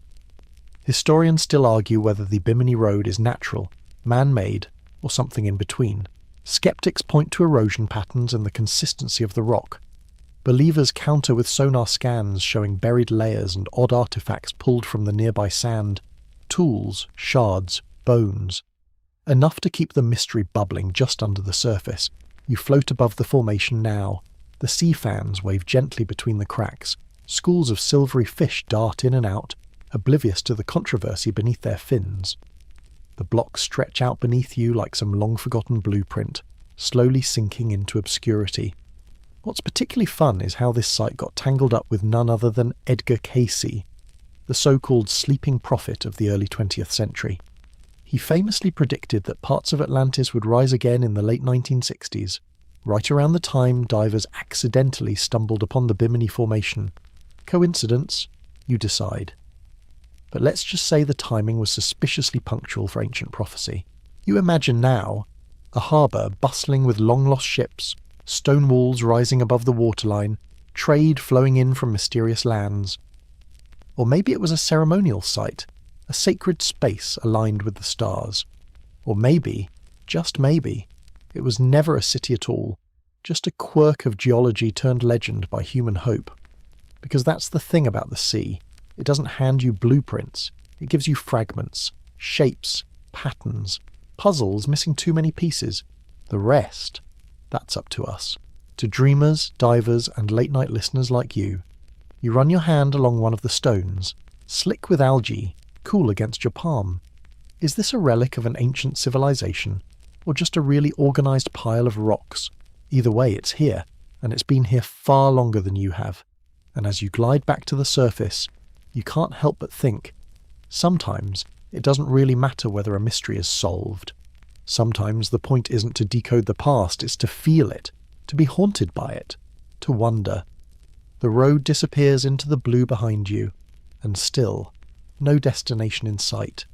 The sea has more to show you yet, and this time you're not drifting through tropical warmth or Mediterranean myth, but plunging deep into the icy vastness between Greenland and Scandinavia, chasing one of the strangest rumours to ever surface from the depths. You're heading toward the Norwegian Sea. It's grey, restless and vast. Less postcard paradise and more, bring a thick coat and possibly a spare soul. Beneath these choppy waves lies a mystery not as polished as Atlantis, but just as eerie, the rumoured city of Lyonesse and the lost lands of the North Sea. Now, Lyonesse is usually associated with British myth. sometimes said to be King Arthur's lost western territory, swallowed by the sea in a single night. But you're a little farther north now, chasing echoes of ancient structures reported on sonar scans between Norway and the British Isles. The details? Murky, the theories? Wild. But something's down here. Maybe. Historians still argue whether the formations picked up on seafloor scans are ruins of lost settlements or simply fractured geology. Some sonar readings show patterns that look suspiciously like walls and foundations, too right-angled to be random, too consistent to ignore. The location. Right along the mid-Atlantic ridge's fringes, where tectonic activity could conceivably sink landmasses, or at least create wild stories about ones that sank long ago. You descend now into that cold, silent dark. The pressure hums against your skin like the weight of forgotten centuries. Through the dim gloom, you glimpse what looks like rows, stone ridges, basalt platforms, or the ghost of a building buried under sediment. There are no definitive structures here, not like in Yonaguni or Dwarka, but the seafloor has cracks that align like corridors, trenches like city streets, and every now and then you pass a stone that looks just a little too carved, just a little too deliberate. And just like that, your imagination slips its tether. One fringe theory, brace yourself, suggests that Lyonesse, Atlantis, and even parts of Doggerland might have once belonged to a sprawling pre-Ice Age civilization that traded across submerged coastlines and built megaliths by the sea, only to be erased by a series of sea level surges after the last glacial melt. Think of it as a prehistoric version of losing your entire civilization to a leaky bathtub. The oddest part? You feel it. That tug. That almost familiar rhythm to the seabed. Like the ghosts of a people who used to call this place home are just waiting for someone to notice they were here. You hover a while longer. No proof. Just patterns. Just possibilities. Then comes something stranger. Stories from early 20th century fishermen who swore they saw stone towers on the seafloor while dragging their nets. Before sonar, before GPS, before we could double-check from Google Earth. Some said there were roads under the waves. Others said they caught pottery in their nets. Most of them were dismissed as superstitious or sun-touched. But maybe, just maybe, they saw something real. Or maybe saltwater dreams just hit differently. As you glide upward again, the sun is barely peeking over the water's edge. Everything is blue and silver and just a little unreal. The surface is calm now, but you know what sleeps below. And maybe that's enough, because the sea doesn't have to shout. Sometimes it only needs to whisper. You surface once again, but this time you don't travel centuries into the past. Instead, the tide shifts, and you're pulled gently towards something more familiar, today's world. You blink, and the blurry lines of myth and history begin to sharpen. The echoes of ancient drowned cities haven't gone silent. They've just started whispering in new ways. Because this part of the story, it's still unfolding. You're standing now, not swimming, on solid ground. A bustling street, crowds, neon signs flickering through heavy air. But below your feet, the ground is sinking, literally.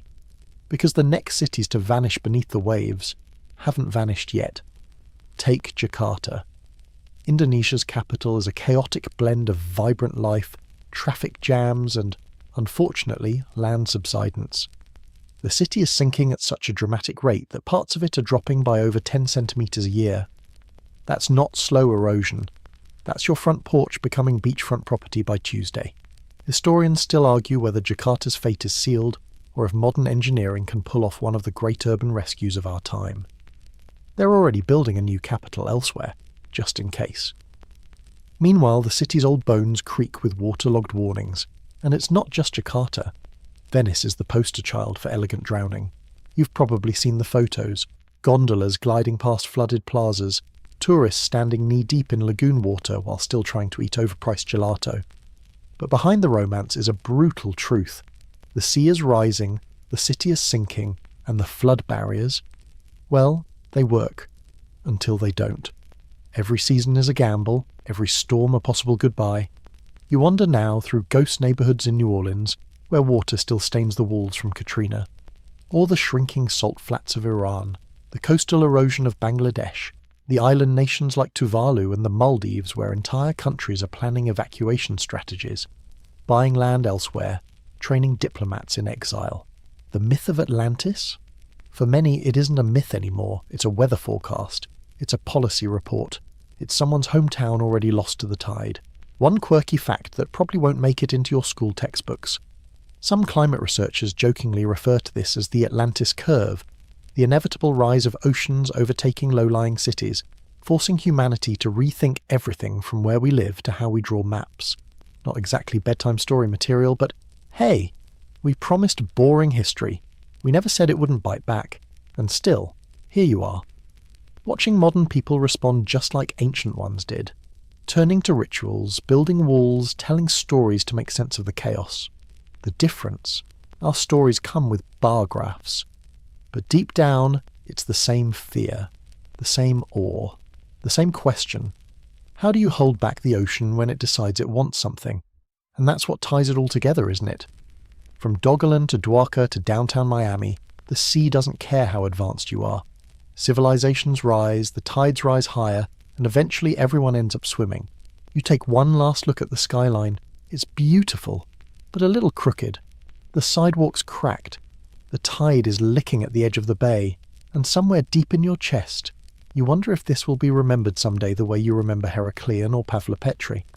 Not as a real place, but as a sunken myth, a lost whisper. You step into the water. The water laps softly at your ankles now, not rushing, not roaring, just rising, slow and inevitable, like a memory you didn't expect to surface. You're no longer in a specific place. Instead, you're floating somewhere between all the cities that once stood tall and now sleep silently beneath the sea. From the lush plains of Doggerland to the lotus-scented temples of Dwarka, from Pavlopetri's sunken crossroads to the cloud-streaked horizon, over modern Jakarta, you carry them all with you. They've blurred into each other now, fused into one long continuous lullaby of submerged civilization. You drift further. Beneath you, the ocean floor stretches like a forgotten museum. Quiet corridors filled with coral-encrusted columns, broken amphorae, the curved shadows of stairways that lead nowhere. It's hard to know what's real, and what's just a trick of light refracted through centuries of sediment. But that's the thing about underwater ruins. They don't shout. They don't argue. They wait. Somewhere down here, in that deep and pressurized hush, you feel the weight of time pressing on your chest. Not in a scary way. More like a heavy blanket you didn't realize you needed. You're not alone. You're surrounded by ghosts who no longer need names. People who built and worshipped and farmed and danced and disappeared. People who once said, "This will last forever," as they laid their foundations. And the sea replied, "Sure." Historians still argue whether the ocean is more destroyer or preserver, whether it erases the past or protects it in salty silence. Some artifacts buried beneath layers of silt are better preserved than anything on land. Wooden beams from 3,000 years ago still intact. Jewellery untouched by time. Stories waiting in airtight darkness, whispered only to the patient. And then there's you, a modern visitor from a dry and digitized world, trying to make sense of how so much could be lost and yet still feel so present. You didn't expect to care this much. You didn't expect it to feel this personal. But here you are, holding the idea that one day someone else might drift above the ruins of your world and wonder who you were, what you built, what you lost, and whether you too once believed you were safe from the tide. The truth is, none of these places disappeared in a single moment. It wasn't always a flood or a quake or a punishment from angry gods. Sometimes it was just neglect. A sea that rose 1 inch too many. A river that shifted course. A generation that forgot how important their shoreline really was. And sometimes the civilizations themselves forgot how to listen to the water. They stopped watching the horizon. They paved over the floodplains. They built towers of glass and steel and named them after progress. But the ocean remembers. So you keep floating. Past myths and mosaics. Past submerged roads and seagrass. Past the edge of what science can explain and into the murkier realm of memory and myth. Maybe you find Atlantis down here. Maybe you don't. Maybe Atlantis was never a place at all, just a reminder. A whispered warning about how easy it is to lose everything you thought would last forever. Above you, the moonlight ripples across the surface. Below, a carved step waits for a foot that will never return. You close your eyes, You close your eyes. You close your eyes. You close your eyes. You close your eyes. You close your eyes. You close your eyes. You close your eyes. You close your eyes. Hey guys, tonight we're stepping into a tent stitched not just from hide and bone, but from belief, smoke, and the quiet terror of not knowing what's real. You're about to enter a Mongol shaman's dreaming tent, a sacred living space where spirits walk, ancestors talk, and your thoughts aren't as private as you think. The fire is already lit. The air smells like a storm that hasn't happened yet. You probably won't survive this. So, before you get comfortable, take a moment to like the video and subscribe. But only if you genuinely enjoy what I do here. And tell me where you're listening from, and what time it is right now. I always love seeing how far these journeys travel. Now, dim the lights, maybe turn on a fan for that soft background hum, and let's ease into tonight's journey together. You crouch at the threshold of the ger, the traditional Mongolian tent, its round shape half swallowed by the darkness of the steppe night. There's no moon tonight, just the silhouettes of wind-carved hills and stars that hang low and unsettling, like they're eavesdropping. Inside, it's warmer than expected. You step across the felted entry flap and immediately the temperature hits you. A soft, moist heat that smells of horse sweat, charred herbs, and something else. Like rainwater left in a skull. The shaman sits hunched by the fire, face mostly in shadow. You can't see their eyes, but you feel them, locked onto you. Next to them, a helper no older than 12 gestures silently for you to sit, cross-legged, opposite the fire. The floor beneath the rugs is hard-packed earth, and it exhales cold against your ankles. Even through the layers of wool and felt, you're aware of the ground's pulse, like the land itself is listening. The fire crackles, but the sound is off, like it's playing underwater. You glance back at the entrance, now zipped tight with heavy cloth and knotted rope. No leaving without help. You're in now. You expected drums, maybe chants, maybe wild dancing and smoke, but instead there's a long, steady silence that tastes like metal. Your fingers twitch. You didn't bring your phone, though the habit to check it stirs anyway. It wouldn't work here. Not because of signal, because this place feels outside of what phones or time or logic were built to touch. The shaman leans forward. Their face catches the firelight. Weather-etched, lips stained green from chewing herbs, nose bent in 2 places like it. Once met a fist and didn't duck fast enough. Their hat is made of bird claws, goat fur, and what might be braided human hair. You're trying not to guess which parts are still alive. They raise one finger, long, yellow-nailed, and draw a slow spiral in the air. Nothing happens. Then again, everything happens. The flames bend slightly toward you, just for a second. The air thickens, smells shift. You taste dust behind your teeth, and just like that you realize the dream has already started. You just didn't notice the threshold. It's subtle at first. The fire, which once seemed small, now towers taller than your seated form. You're aware that it isn't growing, but your place in the room is shrinking. You blink, and then you blink again, still shrinking, or maybe you're not shrinking at all. Maybe the tent is expanding, there's no way to tell. Behind the shaman, shadows stretch impossibly long. One slithers up the hide wall and coils like a serpent ready to strike. You pretend not to notice. Outside, a wind begins that wasn't there before. Not a howl, not even a breeze. It's more of a murmur, like distant voices reciting poetry in a language that doesn't have words for kindness. The apprentice brings a bowl, carved horn, full of milk as sour as betrayal. It's erag, fermented mare's milk, and Mongols love the stuff. To your untrained tongue, it tastes like battery acid and yogurt had a toxic relationship. You drink it anyway. You were told to. You're polite like that. Historians still argue whether the Mongol shamans preferred erag, or if its ritual use was just practical. Hydration plus intoxication in one. Either way, it's in your blood now, and that blood is starting to feel not entirely your own. The shaman whispers something. You lean in, but the words are for the fire, not for you. Then they strike the drum. It doesn't sound like a drum. It sounds like something knocking from inside your chest. Boom, boom, boom. Your heart jumps. Not from fear, at least not entirely, but from recognition. That rhythm, it's too familiar. Like you've heard it in your sleep for years. Like maybe it was your sleep, all along. And then the first real sign. The ger's ceiling, A tight lattice of wooden poles begins to bend gently inward and outward, like lungs inflating. The tent is breathing. You look to the apprentice for reassurance, but their eyes have rolled white, face serene like a saint, or someone who's already left their body behind. You want to say something, ask if this is normal, but your throat won't cooperate. It's as if your tongue is translating your fear into silence. Your fingers tingle, your vision doubles, then snaps back. The fire shifts colour, first blue, then green, then a strange pearly pink like raw salmon. None of it should be happening, but here it is, just being fire and rewriting the rules. A quirk. Some Mongol shamans were known to coat their teeth in ash or powdered obsidian before ritual, supposedly to bite the spirits. Your host doesn't have black teeth, but you suspect that's only because you can't see them yet. Another boom of the drum. You feel your body slacken slightly. Your breath slows.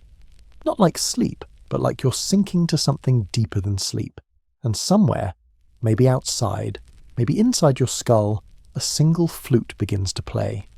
The tune is off. Not dissonant, just slippery, like it's being played backward by a child who knows what notes shouldn't exist.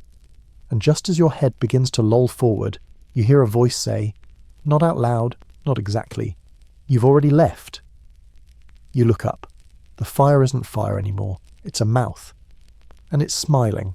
The smile in the fire doesn't vanish.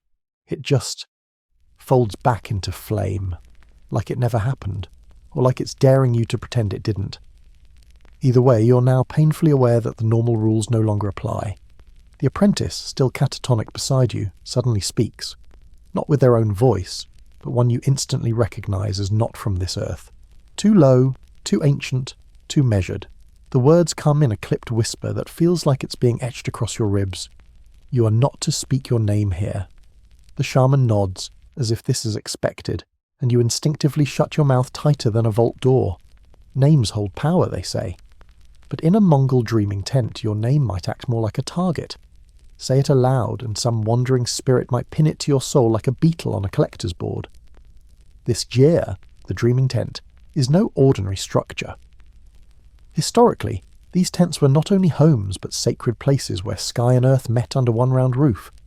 Some shamans use specially marked tents just for dreaming rituals like this, where the spirit world and the waking one braided together for a night. No one entered without permission, and definitely not with shoes, which you're suddenly reminded of when the apprentice, still in that borrowed voice, gestures down. You fumble to untie your boots. They thump to the earth heavy as guilt. Your socks soak in the chill of the ground. It's not wet, but somehow it feels damp, as if the floor remembers storms from centuries ago and keeps their memory in the soil. The silence returns, thick, saturated. You start to breathe through your mouth, but the taste of the air changes too. It's sharper, ash and juniper and the metallic tang of expectation. The shaman begins to circle the tent's interior, stepping lightly despite the heavy robes they wear.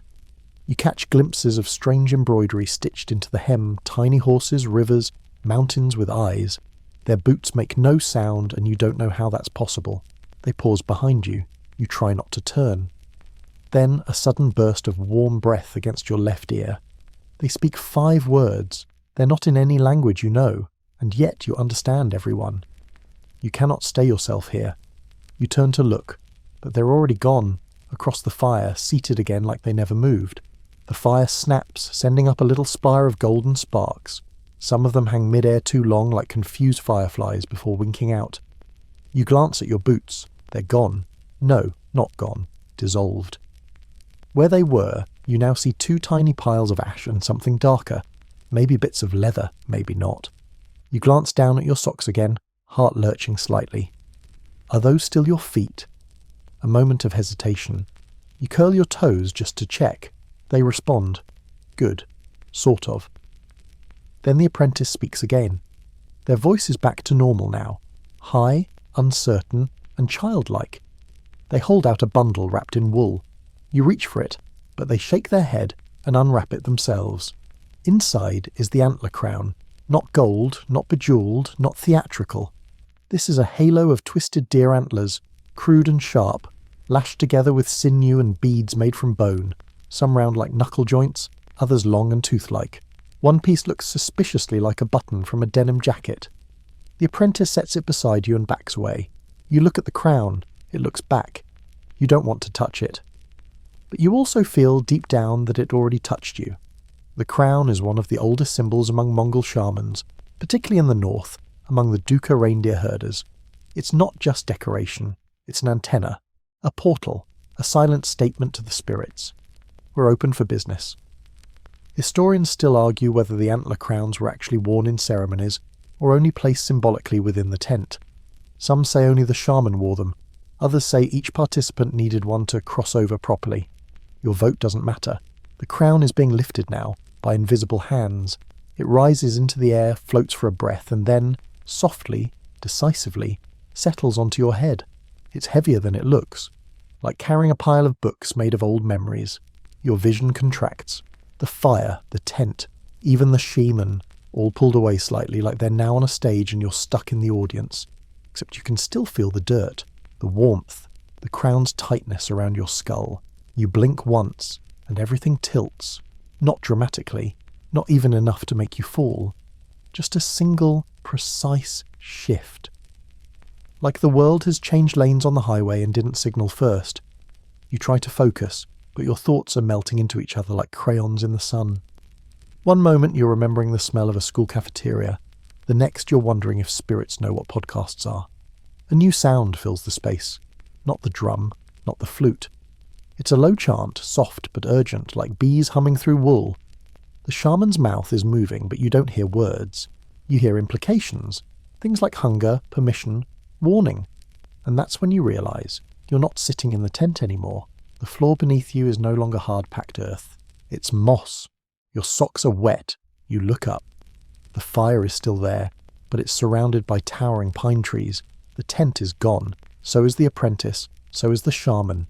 But the antler crown is still on your head. And now, so is the wind. It whispers not in your ear, but into it. And it says, this is not a dream. This is the place where dreaming begins. You reach up, just to check. The antler crown is still there, all sharp angles and quiet weight. It doesn't hurt exactly, but it makes its presence known. Like a cat that settles on your chest and dares you to breathe wrong. You turn slowly, socks squishing in the damp moss. This isn't the step anymore. Or maybe it still is, just peeled back to an older version, a spiritual underlayer normally hidden beneath waking life. The trees are too tall, too silent, their needles catching light that doesn't seem to come from any sun or moon. And then there's the sky, if you can call it that. Above, a dome of bruised purple stretches overhead, spattered with constellations you don't recognise. One of them pulses when you look at it too long. Another rearranges itself into the shape of a horse's skull, and then dissolves. Like it was embarrassed to be caught posing. You're alone. Or, no, not quite. Somewhere out there, past the trees, something is moving. You hear it before you see it. A soft dragging sound, like someone pulling fabric across stone. The moss undulates beneath your feet, breathing with you, or against you. Hard to say. The air is thick with pine, mildew, and something metallic. Iron, blood, a hint of horse sweat. You start walking toward the fire, not because it offers safety, just because it's the only thing not actively creeping you out. But as you step, the fire doesn't get closer. You frown. You try again. 1 step, 2, 10. Still the same distance away. The fire doesn't shrink or grow, it just remains. Patient, watchful, smug. You mutter something, not your name, thank the spirits, but a grumble. Your voice sounds weird here.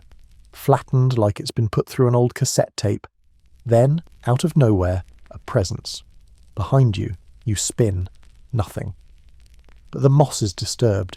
A perfect footprint in the shape of a human hand. Fingers long, palm narrow, and unmistakably upside down. The shaman told you nothing before this. Typical. Mongol shamans weren't big on explanations. They let the experience be the teacher. Sometimes that meant awakening. Sometimes it meant never waking again. Because the dream space, or Ongon, or Gaza as it's sometimes called, isn't a safe place for tourists. And you, my friend, are a full-on spiritual tourist. Cargo shorts, metaphorically speaking. You take a breath. Okay, focus. Then, a rustle. Something is moving now. A figure emerges from the woods, hooded. walking slowly but confidently. They're wearing fur boots stitched with teeth, a long robe of dyed felt, and a face hidden by a mask, half deer, half hawk, full nightmare. You don't run. You can't. Your legs feel like they've forgotten what urgency is. They raise a hand and beckon. You obey. Closer now you see the mask's eyes, black beads with no whites, no lashes, just staring. Then they speak. Their voice is not loud, but it arrives inside your skull without needing your ears. You're seen, you're inside, you're not alone. Comforting, not even a little. But the message is clear. You've entered the dreaming tent's second skin, the part of the ritual where the boundaries melt, the part where the spirits start showing up, and they don't knock. A little history for your trembling brain. Mongol shamans believed the world had 3 layers: the upper, Tengri, sky; the middle, earth; and the lower, dark, cold, spirit-infested. The shaman's job? Travel through all 3 without dying, hopefully. Problem is, that line between travel and trespass is very, very thin. Your guide, this hawk-deer hybrid horror, turns and begins to walk. You follow. Because what else are you going to do? Stay behind with the upside-down handprint? As you walk, the forest changes. At first the trees thin out, then the ground starts to slope gently upward. You can't tell where the incline begins. It's as if gravity has decided to go freelance and invent its own rules. You notice something odd. Your breath, when it escapes, doesn't vanish into the air. It hangs, like smoke, like it's waiting. You speak another word, any word, and your voice joins it, floating beside your head, glowing faintly. Your words aren't leaving you, they're collecting. Oh no. You remember now, something from a podcast you half listened to on the Mongol Empire. A throwaway line. Shamans often believed that spoken words could cling to the soul, sometimes permanently. That wasn't poetic, that was literal. And now your words hover beside you like pale jellyfish, tethered to your spirit. Cool, cool, cool. You shut your mouth again, tight. Then the terrain shifts. No more moss. Now it's sand. Cold, silver sand. You reach down, scoop some up. It shimmers in your hand like fish scales. The grains slip through your fingers and vanish mid-air before they hit the ground. You're officially somewhere no map could show. Historians still argue whether the Mongol shamanic realm was considered real or symbolic, whether shamans actually believed in these layers or just used them to communicate emotional truths. But in this moment, as you walk barefoot on evaporating sand beneath a sky that watches you breathe, you're not interested in scholarly debates, you just want to go home. But the guide turns again, and now you see it. A hill, far ahead, small, round, perfect. And at the top, a pole with something tied to it. From this distance it looks like cloth, but something in your chest tells you it's skin. The guide stops, points. Climb. Alone. You swallow. Your floating words hover beside you like anxious pets. You step forward, and the ground, once firm, now feels like walking on pulses. Each step thuds like your heartbeat echoing outward. The guide stays behind. You climb. The pole gets closer. So does the thing tied to it. You were wrong. It's not skin. It's your shirt. The one you wore yesterday. The one that still smells like your real life. And it's been pierced through the chest with a shard of bone. You turn back to the guide. They're gone. You're alone again. You're never alone here. The hill isn't tall, but it feels monumental. Each step upward feels longer than the last, like time itself is getting stretch marks. The silver sand beneath your feet softens further. Now it's more like ash, warm and whispery, and your toes sink in just enough to make every movement deliberate. You reach the pole. It's smooth, unnaturally so, like it was carved not by hands but by wind. Mongol shamans often used surge poles in their rituals, sacred markers for the spirit world, wrapped with horsehair, cloth, or talismans from the living. Some were decorated with bells or bones. Others were just waiting. This one is waiting. Your shirt flutters slightly in the breeze, though you still can't feel any air moving. It's tied around the pole, pierced by a jagged bone that pulses faintly with a light of its own. Not electric, not natural, just there. You reach for it. The moment your fingers brush the fabric, a sudden wave crashes through your chest. Not water, but sound. A distant horse's neigh, a baby crying, a door creaking open, all at once, inside your ribcage. You stumble back, and the pole groans. It bends toward you, just an inch, but it's enough to make you understand. This pole isn't an object, it's a being, old, watching, judging. The shirt unties itself, floats gently into your hands. It's cold. It shouldn't be. You wore it yesterday, you slept in it. But now it's been steeped in something ancient. You notice symbols burned into the fabric, letters you don't recognize, yet somehow know were written by a dream version of your own hand. Mongol shamans believed dreams were not subconscious junk mail, but messages, often dictated by spirits or ancestors. Some messages were blessings, some were warnings. This one feels like both. The symbols twitch when you look at them. You try not to look at them. You fold the shirt carefully and place it against your chest. It's heavier than it should be. Your ears begin to ring. You blink. The hill is gone. Now you're standing in a different space altogether, a wide circular clearing. The trees have returned, but they're taller now, leaning inward. Like the tent, only vast. Their bark is grey and patterned with spiral scars, almost like fingerprints. Some glow faintly, some seem to whisper. In the centre of this place is a pit. Not a hole, a pit. A depression in the earth lined with stone blackened at the edges. It smells like something was burned here, but not wood. Not food, not incense. Something important. You edge closer. Inside the pit you see bones, small ones. Bird maybe? Nope. Teeth. Human teeth. Lots of them. Arranged in a spiral. Neatly, lovingly. You lean back, just in time to hear it. A sound like wind across a flute made of antler. You turn, and there, standing at the edge of the clearing, is a woman. She's tall, taller than humanly possible. Her face is obscured by a thick curtain of hair, long and black, falling past her knees. She wears robes stitched from feather and fur and something that looks suspiciously like snakeskin. Her feet are bare. Her eyes, when she lifts her head just slightly, are blue. Not sky blue, not ocean blue, bruise blue, deep and blooming. She steps forward. The forest does not resist her. Branches move aside. Roots uncoil. She stops a few feet from you and says your name. Your name. You were told not to say it, but she says it. Softly, precisely, and it hurts to hear. Not like a scream, like a whisper that cuts. You want to respond. Your mouth opens, but your words, still floating, still circling your head like nervous planets. You shut your mouth again. Smart. The woman smiles, not kindly, not cruelly, just knowingly. She raises one hand, palm up, and in it, a tooth. Not just any tooth. Your tooth. You recognize it. You lost it when you were 8. Bit into an unpopped kernel of popcorn. You remember the taste of blood and butter. You buried it in the backyard. Apparently she found it. You start to shake your head. No, this is too much. But she steps closer, places the tooth on the edge of the pit, whispers something in a language that bypasses your ears and punches straight into your memories. Suddenly you remember things you shouldn't. Your great-grandmother's hands, the colour of your grandfather's funeral coat, a story your mother told you while brushing your hair, one she swore you'd forget. You didn't. Not anymore.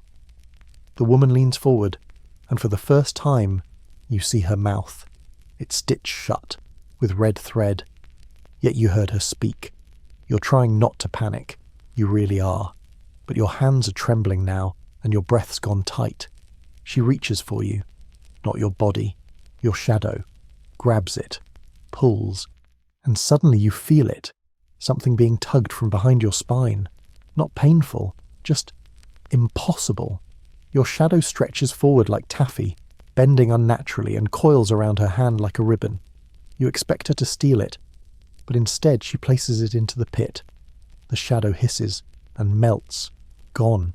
You're still upright, still breathing, but now you're slightly lighter, hollow in places you didn't know had weight. She nods once, satisfied. Then she's gone, not vanishing, just not there anymore. You look around. The forest is watching. You're less than you were, but also more. Welcome to the next stage. You stand there for a moment, maybe a minute, maybe a week, blinking at the pit full of teeth and shadow melt and trying not to invent new curse words. You feel hollow. Not like something was stolen, but like something buried was finally dug up and carted away. You're lighter, but not in the freeing way. It's the feeling of forgetting a password you swore you'd never lose, or the way your name sounds after someone else mispronounces it just right. You take a step back, away from the pit. The ground sighs under your foot, like it's tired of supporting you. You whisper a quick thank you to it anyway. You're not taking chances anymore. Mongol shamans respected the land as a living being. Etugenike, the Earth Mother, was no metaphor. She was real, and often moody. They'd never step on a threshold without asking permission, or spit into a fire without apology. You just stepped onto a haunted sandhill and watched your shadow get offered like a sacrificial gift. So yeah, you're playing nice now. Then the shaman reappears, not dramatically, not even from behind a tree. They're just standing there. Again, same robes, same birdclaw hat, same unreadable face. They hold out a handful of herbs. You recognise wormwood, maybe juniper, and something that smells unmistakably like burnt honey. They toss the bundle into the fire. Wait, when did the fire get here again? Too late. It's roaring now. The flames turn white-blue and reach high, licking the sky like a curious animal. You inhale even though every logical nerve in your body screams don't. But the smell is strangely calming. Not pleasant, but familiar. Then the shaman lifts their drum. You brace for the sound. It comes, not as a beat, but as a pull, like gravity being turned sideways. Your thoughts stretch. Your hearing folds inward. You feel your heartbeat shift into rhythm, not just with the drum, but with the world itself. The trees pulse to it. The ground echoes it. Your fingers twitch with each beat like puppet strings got tangled around your nerves. And here's the weird part. You like it. There's something comforting about not being in charge for once, about giving your rhythm to something older and stronger, and maybe just slightly indifferent to your survival. The shaman begins to chant. You don't know the words, but your bones do. You sway without realizing. Your hands open involuntarily. The antler crown tightens on your head, not painfully, just to remind you it's still there, like a teacher tapping your desk with a ruler. The air shifts. Again. You open your eyes, and you're not in the forest anymore. You're in a yurt, but not the yurt. This one's too clean, too new, too symmetrical. Everything gleams like it was waxed by memory. The rugs are pristine. The ceiling lattice is unbroken. No soot on the walls, no smell of milk or sweat or herb smoke. And you're not alone. A dozen people sit in a circle around the fire. Some wear robes. Others wear modern clothes. Jeans, a hoodie. One has earbuds in. Another wears a 1980s windbreaker that somehow feels more out of place than the eagle feather headdress beside it. They all turn to look at you, and every single one has your face. Not just vaguely similar, exactly yours. Different ages, different hair lengths, but definitely you. A chill prickles up your back. You say nothing. Smart. The versions of you don't speak either. They just watch. Silent. Expectant. You step forward. One of them, the oldest, deep lines around their mouth, white streak in their hair, stands. We are what you remember, they say, and what you've tried not to. Oof. Another you, maybe 17 years old, picks up the antler crown from their lap and sets it down in front of them. It's made of plastic. Still, it pulses slightly. What you carry shapes what you become, says Plastic Crown You. You want to laugh. It's kind of ridiculous. Like a high school theatre version of a spirit encounter, but you don't. Because they're all looking at you like they know something you don't. You step into the circle. The yurt dims. Not the fire, the air. The light bleeds out of it slowly like dusk leaking into water. Shapes blur. Edges melt. You blink rapidly and realise you're starting to forget. Not everything. Not your name. Yet. But little things. Your Wi-Fi password. Your middle school best friend's name. The address of your first apartment. Gone. Evaporated. The seated versions of you begin to hum. A low tuneless sound like wind swirling in a bottle. You want to leave. But the crown tightens again. The oldest you speaks once more. Every dream has a toll. You wait. They smile. Now pay. The ground beneath you splits open, not violently, not with drama, just politely. A fissure appears, clean and quiet. You don't fall in, you step in, because that's what the shaman taught you. Step willingly, or be pulled. The moment your foot hits the dark below, the fire vanishes. So do all the other yous. It's just you now. And a sound, a low, steady breath, coming from inside the dark. You are in the next chamber. You are in the next version of yourself. You are inside the fire's eye. The darkness isn't empty. It has texture, depth. It presses against your skin like a wet wool blanket, thick with meaning and memories you haven't earned yet. Your breath echoes, not outward, but inward, like the sound is bouncing off the inside of your skull, then motion, not from you, from beneath you. Something solid materializes, slowly, gently, a back, 4 legs, a shape you recognize, though you've never seen it before. It's a reindeer, but not one from a winter postcard. This one is too tall, too still, and glowing faintly like a constellation had to take a second job. Its fur glimmers like polished silver. Its hooves make no sound as it steps forward.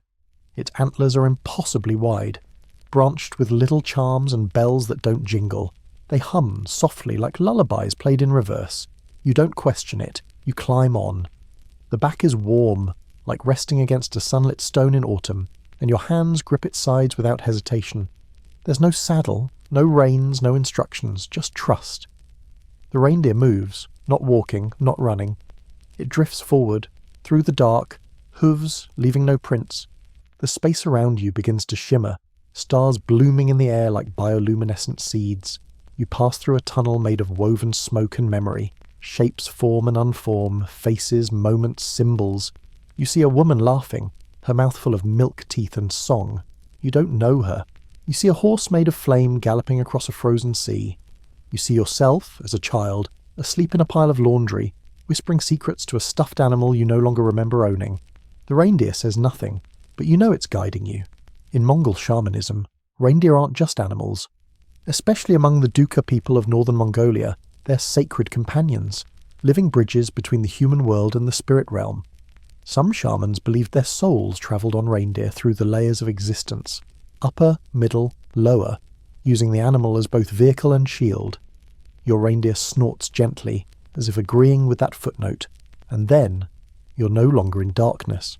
You emerge into a place that is hard to name. A tundra, yes, but not one of snow and wind. This one is made of silence. The ground is black stone, cracked with veins of glowing blue light. The air is crisp, still, and charged with the kind of electricity you feel before a thunderstorm, if that electricity had gone to art school and learned subtlety. The sky above swirls with unfamiliar stars, and directly in front of you, a river. It's wide, calm, utterly silent, and running backward. The flow is unmistakable. Ripples move against gravity, water lifts in reverse from surface to cloud, droplets suspend mid-air before rewinding their fall. You dismount. The reindeer does not follow. It bows and vanishes. One blink. It's gone. Of course it is. This is the Skyfather's river. At least that's what your gut tells you. You've heard the name before, maybe in a book, maybe in a bedtime story. Tengri, the eternal blue sky, was the highest deity of the Mongol worldview. Not a man on a cloud, but an ever-present force. The Skyfather ruled not with thunderbolts, but with breath, wind, fate. Rivers like this might carry a soul, a message or a warning, or all three, all. You walk to the edge. The stone underfoot warms with every step. The river doesn't reflect you, it reflects your intentions. Which is awkward, because you're not totally sure what those are anymore. Still, you kneel, you stare into the water, and see things. Not images, not scenes, movements, the way your body turned away from a friend's pain once, out of fear, the moment you told a lie and never corrected it, even when the truth got easy. The half-finished promise you made to yourself, then laughed off. The river shows none of this with malice, it doesn't judge. But you do, because you remember now. And then, on the river's opposite bank, something stirs. A shape rises. It's humanoid. Sort of. Tall. Pale, wearing armour that isn't armour, just bones strapped together by strands of forgotten words. Its face is hidden behind a mask made of birch bark, cracked and curling. It holds a staff, not threatening, just present. It watches you. Historians still argue whether such figures were guardians, ancestors, or reflections of the self. Some claim shamans believed in literal spirit forms. Others say these were metaphors for internal reckonings. You don't care. You're looking at it. It's looking at you. It gestures to the river. You understand. Cross. You hesitate. The current, despite moving backward, feels hostile, like it's daring you to try. You step into the shallows. Your feet tingle. The water isn't cold. It's not even wet. It's like stepping into a memory. The surface rises up around your ankles, whispers your worst moments, and carries them away behind you. You take another step. The bank behind you vanishes. Only forward now, only deeper. By the time you reach the middle, the river is up to your chest, pulling gently, insistently, asking you to give in. You don't. Not yet. You lock eyes with the figure on the far side. It hasn't moved. It's waiting. You push forward, one more step, then another.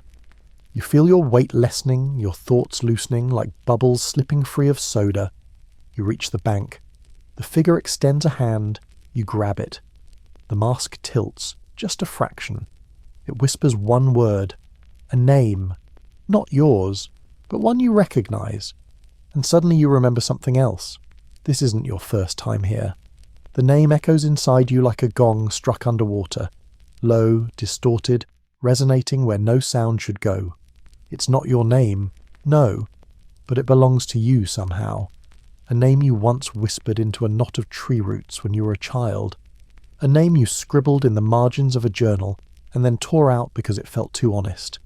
The figure says it again, softer this time, like a lullaby wrapped in apology. You can't say it back, not yet. The birch mask figure drops your hand, turns, and walks away. You follow. Of course you do. The river fades behind you without a sound. Where there was water, there is now a field, flat, frostbitten and humming with a subtle static, like a radio tuned between stations. You can't tell what time it is here. The light is grey, even, sourceless. The figure doesn't lead you far, just a few yards, to a circle of standing stones, each stone carved with, well, something. Symbols, images, faces. No, they're too warped.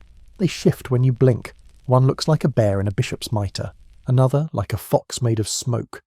Another is definitely a middle school gym teacher, but only from the nose up. This is a memory ring. You've read about them. Shamanic circles used for grounding, connecting with ancestors, asking guidance from the spirits that remember when you forget. Some were made of stones, others of trees, bones, or even just lines drawn in ash. This one, though, feels older than memory itself. The figure stops in the centre, then vanishes. Again. Classic. You're alone now, surrounded by these presences. You step inside the ring, slowly and instantly feel it. Pressure. Not like a burden, like a tension. Like the air has hands and all of them are pressing gently on your shoulders. You kneel, not because you're told to, because it feels like the only respectful option. As soon as your knees touch the ground, the stones begin to whisper. Not in words, in feelings. Sudden guilt about that time you pretended not to hear someone crying. Random nostalgia for your old red bicycle. Anxiety about a test you failed in high school that you still dream about once a year. Each emotion rolls through you, flares, and then passes. Like waves. Like these stones are running a diagnostic on your spirit. One of them, tall, cracked down the centre, begins to glow. Just faintly. You reach toward it. Your fingers tingle, and then, without warning, you're inside the stone. Not physically, but fully. You're seeing a scene now. It's your life, but filtered through someone else's eyes. You're younger, 12 maybe. In a tent, not unlike the Gia, but this one's real. Tangible, modern, a camping trip. Your parent is laughing, stirring soup on a small propane stove. You're scowling, buried in a book, pretending not to care. The air smells like damp earth and mosquito spray. And you remember this night. The way the stars looked. The way the fire crackled. The way you'd said something harsh, then instantly regretted it, but said nothing to fix it. You're watching it all again. But this time, you feel watched back. The spirit within the stone, it's absorbing your memory, not stealing it. Just holding it. like a teacher reading your rough draft. And then the scene fades. You're back in the circle. The other stones are glowing now, all of them, and they begin to hum, low, in harmony. You rise to your feet. The antler crown hums in response, a faint vibration against your skull, and then, slowly, carefully, the ground beneath you opens. You don't fall. You descend, like being lowered by thought. The stones rise above you, the sky darkens, and you enter a chamber below. It's vast, a cavern of dreams, lined with skins, stitched with symbols, hung with talismans made of claw, tooth, and feather. You're deep within the shaman's world now. The underlayer, the liminal lounge where time doesn't clock in. There's a table at the centre, carved from a single root. On it, objects are placed in a spiral. You don't recognise most of them, but one is your watch, your real one. The digital Casio you wore into the tent, it's still ticking, but backward. Your birth date glows on the screen, then flickers, then scrambles, and just as you reach for it, you hear a voice. Not outside, inside, like someone's found the intercom to your inner monologue. You're not a visitor anymore. Your fingers freeze above the watch. You crossed, you climbed, you gave. You don't answer. There's no need. This isn't a conversation. It's a confirmation. You're in it now. The full dreaming space. The real ritual. Not the performance for tourists or the mystical TED Talk version. This is the core, and it knows you're here. Historians still debate whether the Mongol dream tent rituals were ever intended for outsiders. Many believe they weren't, that such journeys were sacred, personal, reserved for those born into the bloodlines of spirit workers. If that's true, then what are you doing here? You don't know, but the tent accepts you. The objects on the table begin to glow one by one, each pulse syncing with your heartbeat. You close your eyes and wait for what comes next. The heartbeat rhythm deepens. Thump, thump, thump, until it doesn't feel like a sound anymore. It's a sensation, like a drum pressed against your chest, softly but insistently reminding you that this moment is not just passing through you. It's staying. You open your eyes. The glow from the spiral of objects has stopped. Now there is only one light, and it's coming from behind you. You turn. Standing at the entrance to the chamber is a woman. She isn't glowing. The space around her is.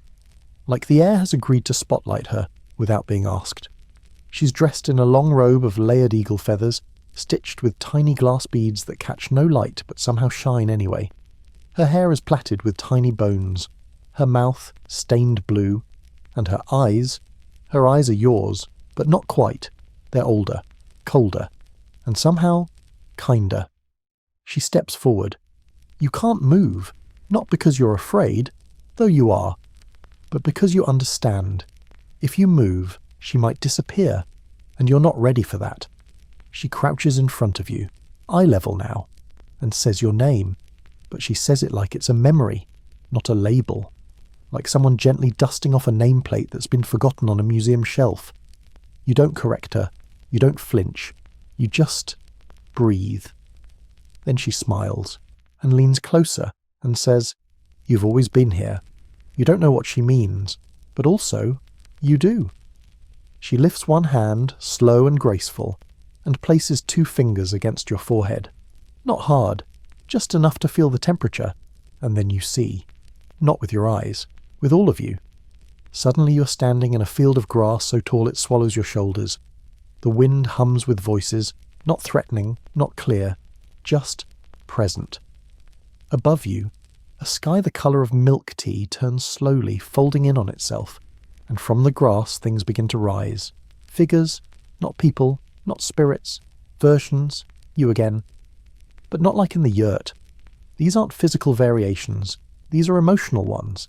You see the version of you that never apologised, the one that never took the risk, the one that held the anger just a little too long, the one that lied. Big or small doesn't matter. It lingers all the same. They all rise, and they all see you. The woman in feathers stands beside you, expression unreadable. The first spirit is the one you fear most, she says. You look again.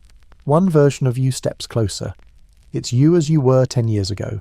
Same face, same voice. But the eyes, they hold all the things you didn't say when you should have. They speak now. No sound, just a feeling that sinks into your bones like cold river water. Why did you bury me? You want to answer. But the words catch in your throat. You buried this version of you because it was inconvenient, because it carried guilt, because pretending it didn't exist was easier than dealing with its weight. But now it's here, unburying itself, and it's waiting. Mongol shamanic belief holds that every person carries many souls, not just one. Some stay with the body, some travel in dreams, some fragment during trauma and need to be recalled. A shaman's job isn't just to speak with the dead or predict the future, it's to reintegrate the soul, stitch together the pieces. Looks like tonight's stitching session involves you. You finally find words, not eloquent ones, just a whisper, "I'm sorry." And with that, the version of you dissolves. Not violently, like steam rising off a cup of tea. Gone. The woman nods and gestures with her chin to the rest of the field. Oh joy, there are more. Each version steps forward in turn. Each asks a question, not out loud, just into your chest. Why did you pretend you didn't care? Why did you stop drawing? Why didn't you call when it mattered? Why did you believe you had to be strong all the time? Each time you answer, or try to. Sometimes with truth, sometimes with silence, sometimes with a shameful shrug. And each time, the version forgives you. Not because you earned it, but because that's what spirits do. They understand more than you remember. After the last one fades, the grass retracts, the wind stops, and you are alone again. Almost. The woman is still there. But now her feathers have changed colour. Brighter, warmer, like autumn leaves catching morning sun. She reaches into a pouch at her side and pulls out something small.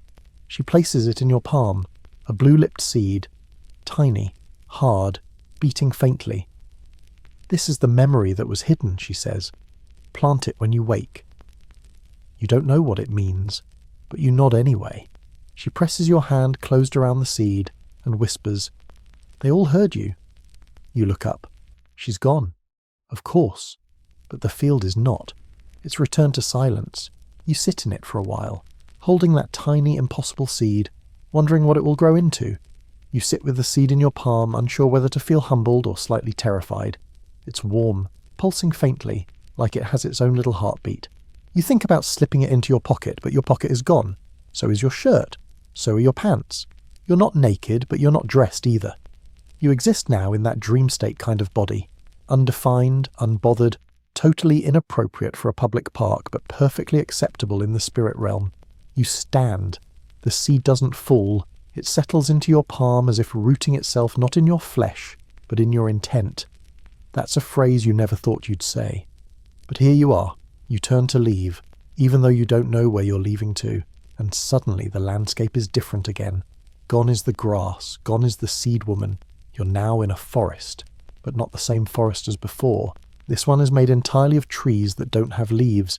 Instead, each branch holds a face, carved right into the bark, hundreds of them, maybe thousands. Some look familiar, some are strangers, some are you. You can already spot at least 3 different expressions you've worn in the past month alone. Mouth open in anger, eyebrows tilted in embarrassment, that one smirk you use when you think you're funnier than you actually are. And the weirdest part? They're all blinking. Slowly, sleepily, but definitely blinking. You walk between them, trying not to disturb the branches. The trunks are massive, wide enough to contain a memory or 5. Some of the faces mutter softly as you pass, their voices no louder than rustling leaves. One whispers, "I saw what you did." Another sighs, "You could have said more." And another says deadpan, "That hat didn't suit you." You snort despite yourself. Spirits and their fashion critiques. Mongol shamans believed that trees held memory, not just metaphorically but literally. That the great trees, especially the mother trees, could remember people, hold ancestral wisdom, and act as mediators between worlds. Some rituals were performed beneath these trees because the bark was considered to listen. In your case, it's apparently watching too. You pause in front of one trunk. Its face is still, peaceful, eyes closed, a soft smile carved into the grain. It looks content. It looks like you on your best day. The one where nothing big happened, but everything felt okay.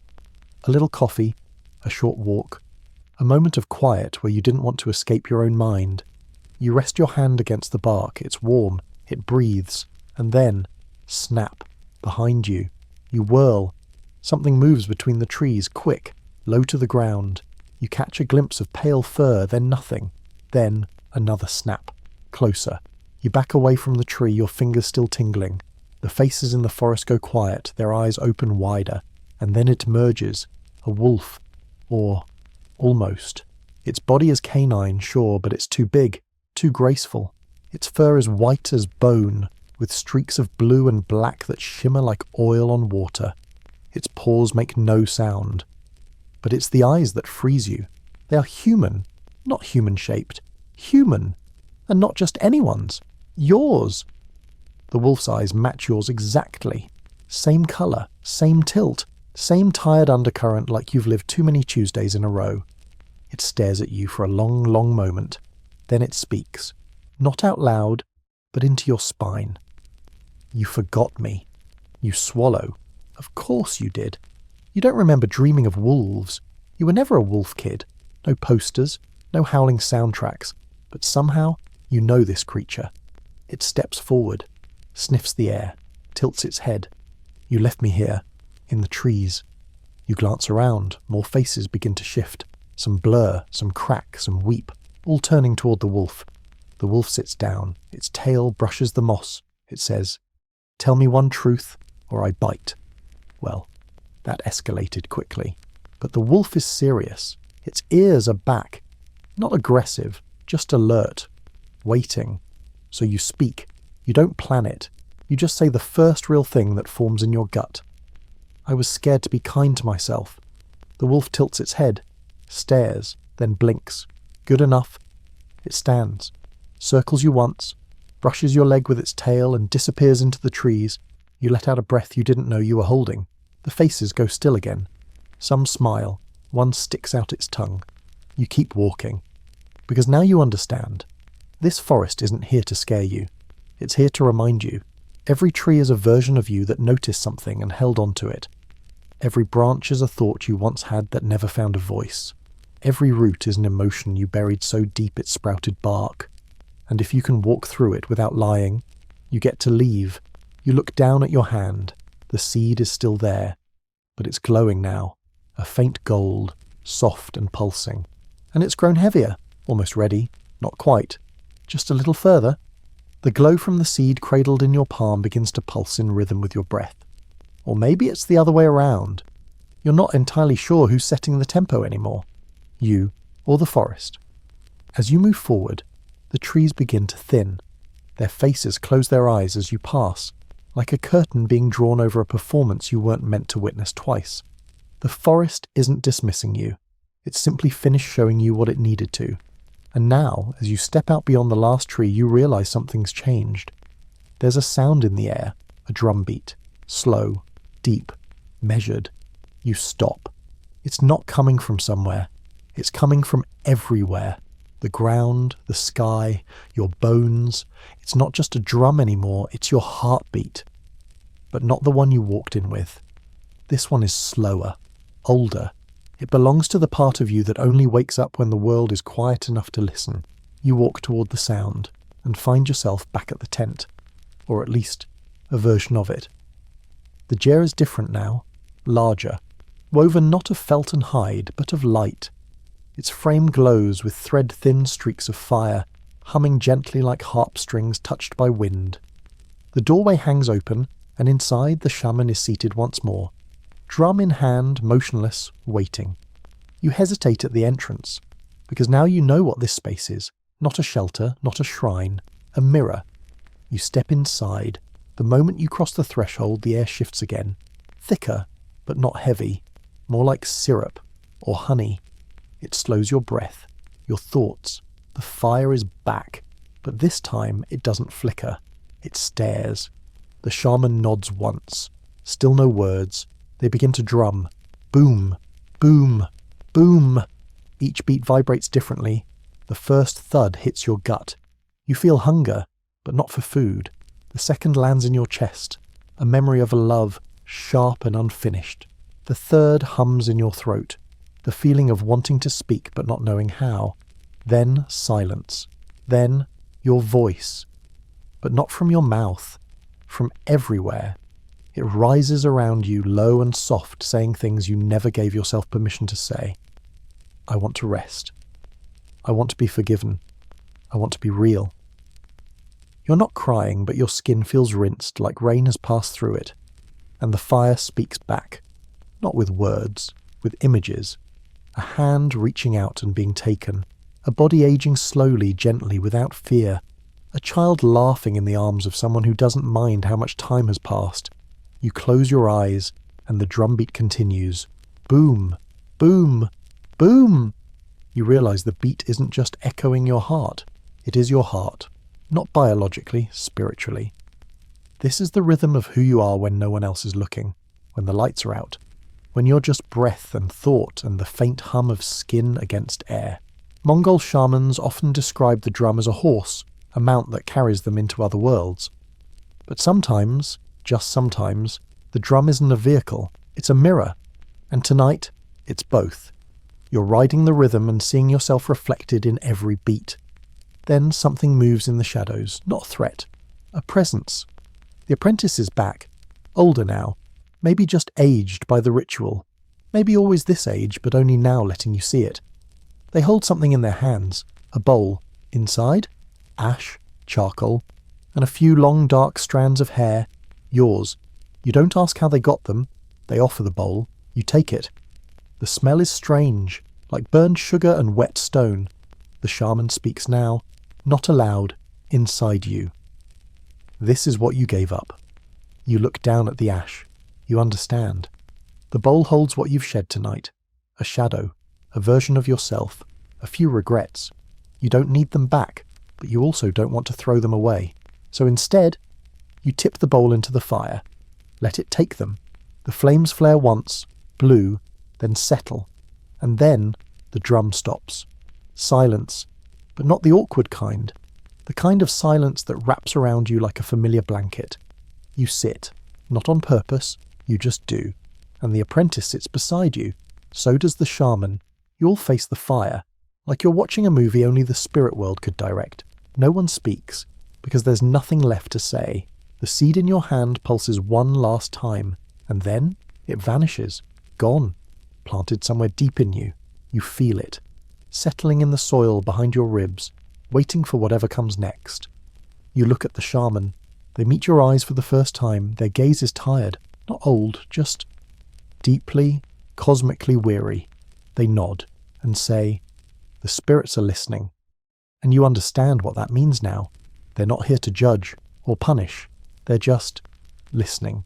Because sometimes the act of being witnessed is what heals us, even when it's hard, even when it hurts. You look around, the fire flickers, the jar hums, the air is warm, and for the first time tonight you feel safe. Not because the danger is gone, but because you've stopped being afraid of what's inside you. You sit still, long after the fire settles back into its slow, pulsing glow. Your breath is steady, your heartbeat is soft. The drum is silent, but the rhythm stays with you, thudding quietly in your bones like a promise that won't let go. The apprentice stands. They approach the fire and draw a pattern in the ash with a curved twig, spiral, dot, spiral again. You don't recognize it, but your stomach clenches like you should. And then your shadow begins to move. You hadn't noticed it return, not since the pit where the blue-lipped woman dissolved it. But now it's here, stretched across the floor, flickering slightly like bad candlelight, and it's agitated. The shadow twists, pulls at the floor, stands, you stare, it stands. Not just a dark smear behind you, this is your shape. Same build, same movements, but there's no mimicry. It's not copying you, it's being itself. The shaman doesn't look surprised, neither does the apprentice. Mongol shamanic belief held that a shadow could detach from the body under stress, grief, or certain rites of passage. Some called it the lower soul, the part burdened with everything too heavy to carry, and once separated it didn't always want to return. Your shadow raises one hand, points at you, then places a palm over where its own heart would be. You understand. It wants to speak, but it has no mouth, so you speak for it, quietly. I didn't know how to protect you. The shadow nods. You continue. I kept pretending you weren't there, but you were. I just didn't want to feel the weight. The shadow lowers its arm, and then it steps forward, merges with your feet, slides up gently like fog into bone, and it's back, inside you, not trapped, not angry, just home. You inhale, and for the first time in what feels like years, the air fills all of you. You look at the shaman again. They nod once. You've done the hard part. But of course, this journey isn't just about cleansing. It's about asking. So the shaman gestures. You know what to do. You crawl forward and take your place before the fire. You close your eyes. You ask. Not aloud, not even in words. Just ask the way you asked for things when you were too young to know language, when you wanted safety or love, or someone to explain what the dark was made of. You ask for something without knowing what, and the fire answers. It flares, but inwardly. The flames fold into themselves like a closing flower. Inside the fire, you see a shape form, something small, moving. It's a child, sitting cross-legged, barefoot, covered in soot. It's you, a younger you, and they're drawing something in the dirt. You lean closer, they're drawing a door. You blink, and the vision is gone, but the feeling stays. Behind you, the apprentice begins to hum, a soft, slow tune. Not beautiful, not showy, just honest. The kind of song you'd hum to yourself when you were tired of crying.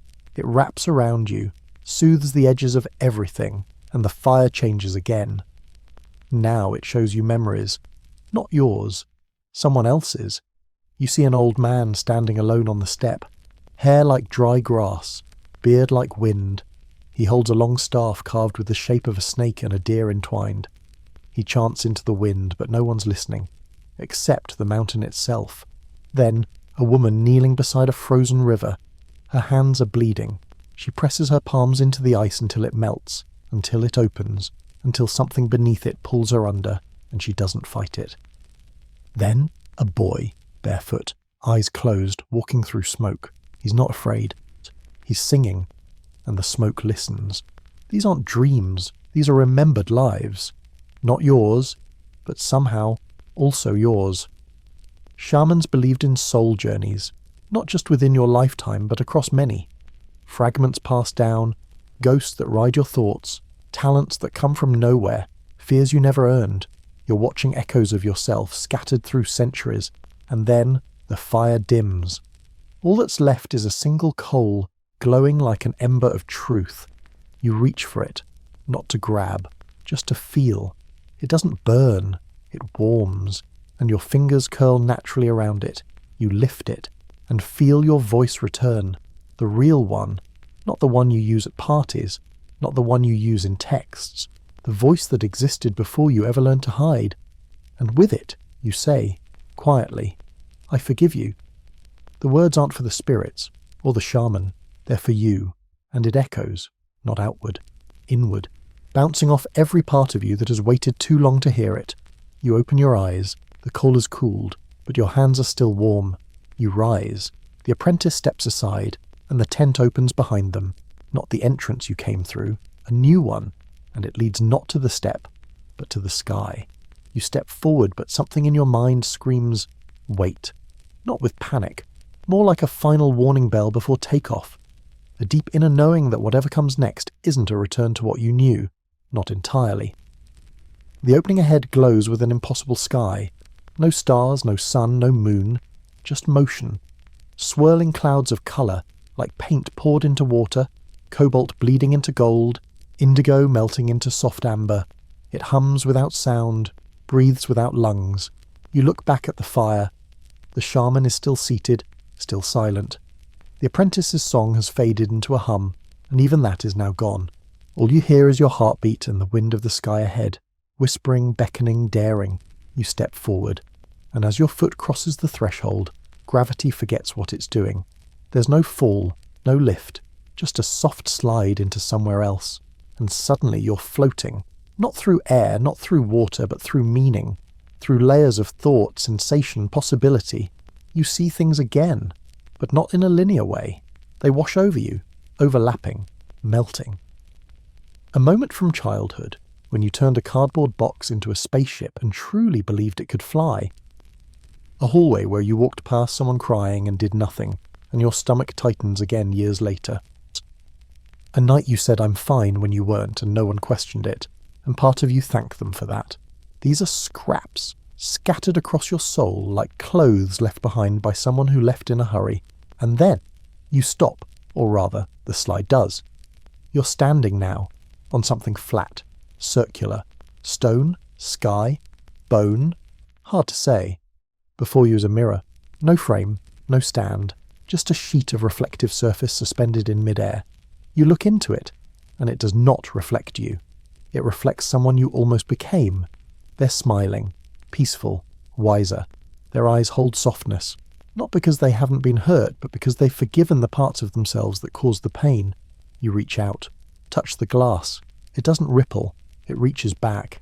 A single fingertip from the other side, your own. The glass softens, melts, you step through, and you're no longer in the sky. You're in a small room, wooden walls, low ceiling, smoke curling from a small fire pit in the centre, animal pelts along the floor. It's a real yurt now, tangible. Cold air curls through the seams. Somewhere, horses shuffle and grunt. You're back. But also you're not, because seated in front of you is a man. Old, skin like paper, long grey beard braided with beads. He wears a robe stitched with horse symbols and a thin circlet of iron around his brow. And he's holding the same antler crown that was placed on your head what feels like eons ago. He speaks. His voice is gravel wrapped in velvet. Do you know where you've been? You hesitate, nod slowly. Sort of. He chuckles, a dry creaky laugh. That's better than most. He gestures for you to sit. You do. He sets the crown between you both. The dreaming tent tests you, but it doesn't test if you're strong, it tests if you're ready. You don't ask for what, because by now you know. To carry truth, to face what you buried, to hold what still hurts. He looks at you, deeply, kindly, then says, "You met your ancestors." You nod again. He continues, "You met yourself." You say, "I didn't know I needed to." He smiles. That's how it always starts. He lifts a bowl, again that fermented mare's milk, and passes it to you. You drink. This time it's not sour, it's warm, comforting. Like bread dipped in memory. You hand it back. He places the crown in your lap, and you feel it now, not just as an object, but as a task. You won't keep it, not literally, but you'll carry what it means, responsibility, memory, witnessing. You sit with it a while, and the old man speaks again. Now there is one more voice. You glance up, he points, behind you. You turn, and there, half hidden in shadow, is a child. You, 5 years old, eyes wide, mouth sticky from something sweet. They walk toward you, barefoot on the pelts, and they say, "Can I come home now?" You reach out, take their hand, and you say, "Yes." And suddenly, you are them, and they are you. And the circle closes. The yurt fades again. You're not floating. You're not flying. You're arriving, back in your body, back in the tent. The fire is a normal fire now. The air smells like horsehair and ash. Your socks are back, so is your shirt. You're seated on the same rug where you began. But the crown, it's gone. And you are whole. You don't move for a long moment. Because now, movement feels optional. Your body is yours again, sure, but it's quieter, as if it's listening to you for the first time in years. Not demanding food, sleep, performance, just listening, like an old friend who finally stopped interrupting. The fire crackles beside you, small and mundane now, just wood, smoke, and heat. No hidden grins, no whispered secrets. You glance around. The shaman is still there, seated where they've always been, as if they never moved a single muscle. Their expression hasn't changed either, but their eyes. Now, finally, they rest on you. Not piercing, not distant, just steady. The apprentice stands behind them again, younger now. Or maybe just returned to the version you saw first. Everything is the same, but absolutely nothing is. You glance at the door. You know it's open, even without looking. There's a slight shift in air pressure, a thread of cold sneaking along the floor, curling around your toes. The outside world is waiting. But before you leave, there's a sound, a soft scrape, a thud. You turn your head.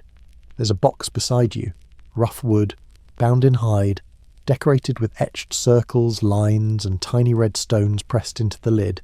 You didn't see it before. You open it. Inside are objects. Some you recognize immediately. A small pendant you lost years ago. A note you wrote but never sent.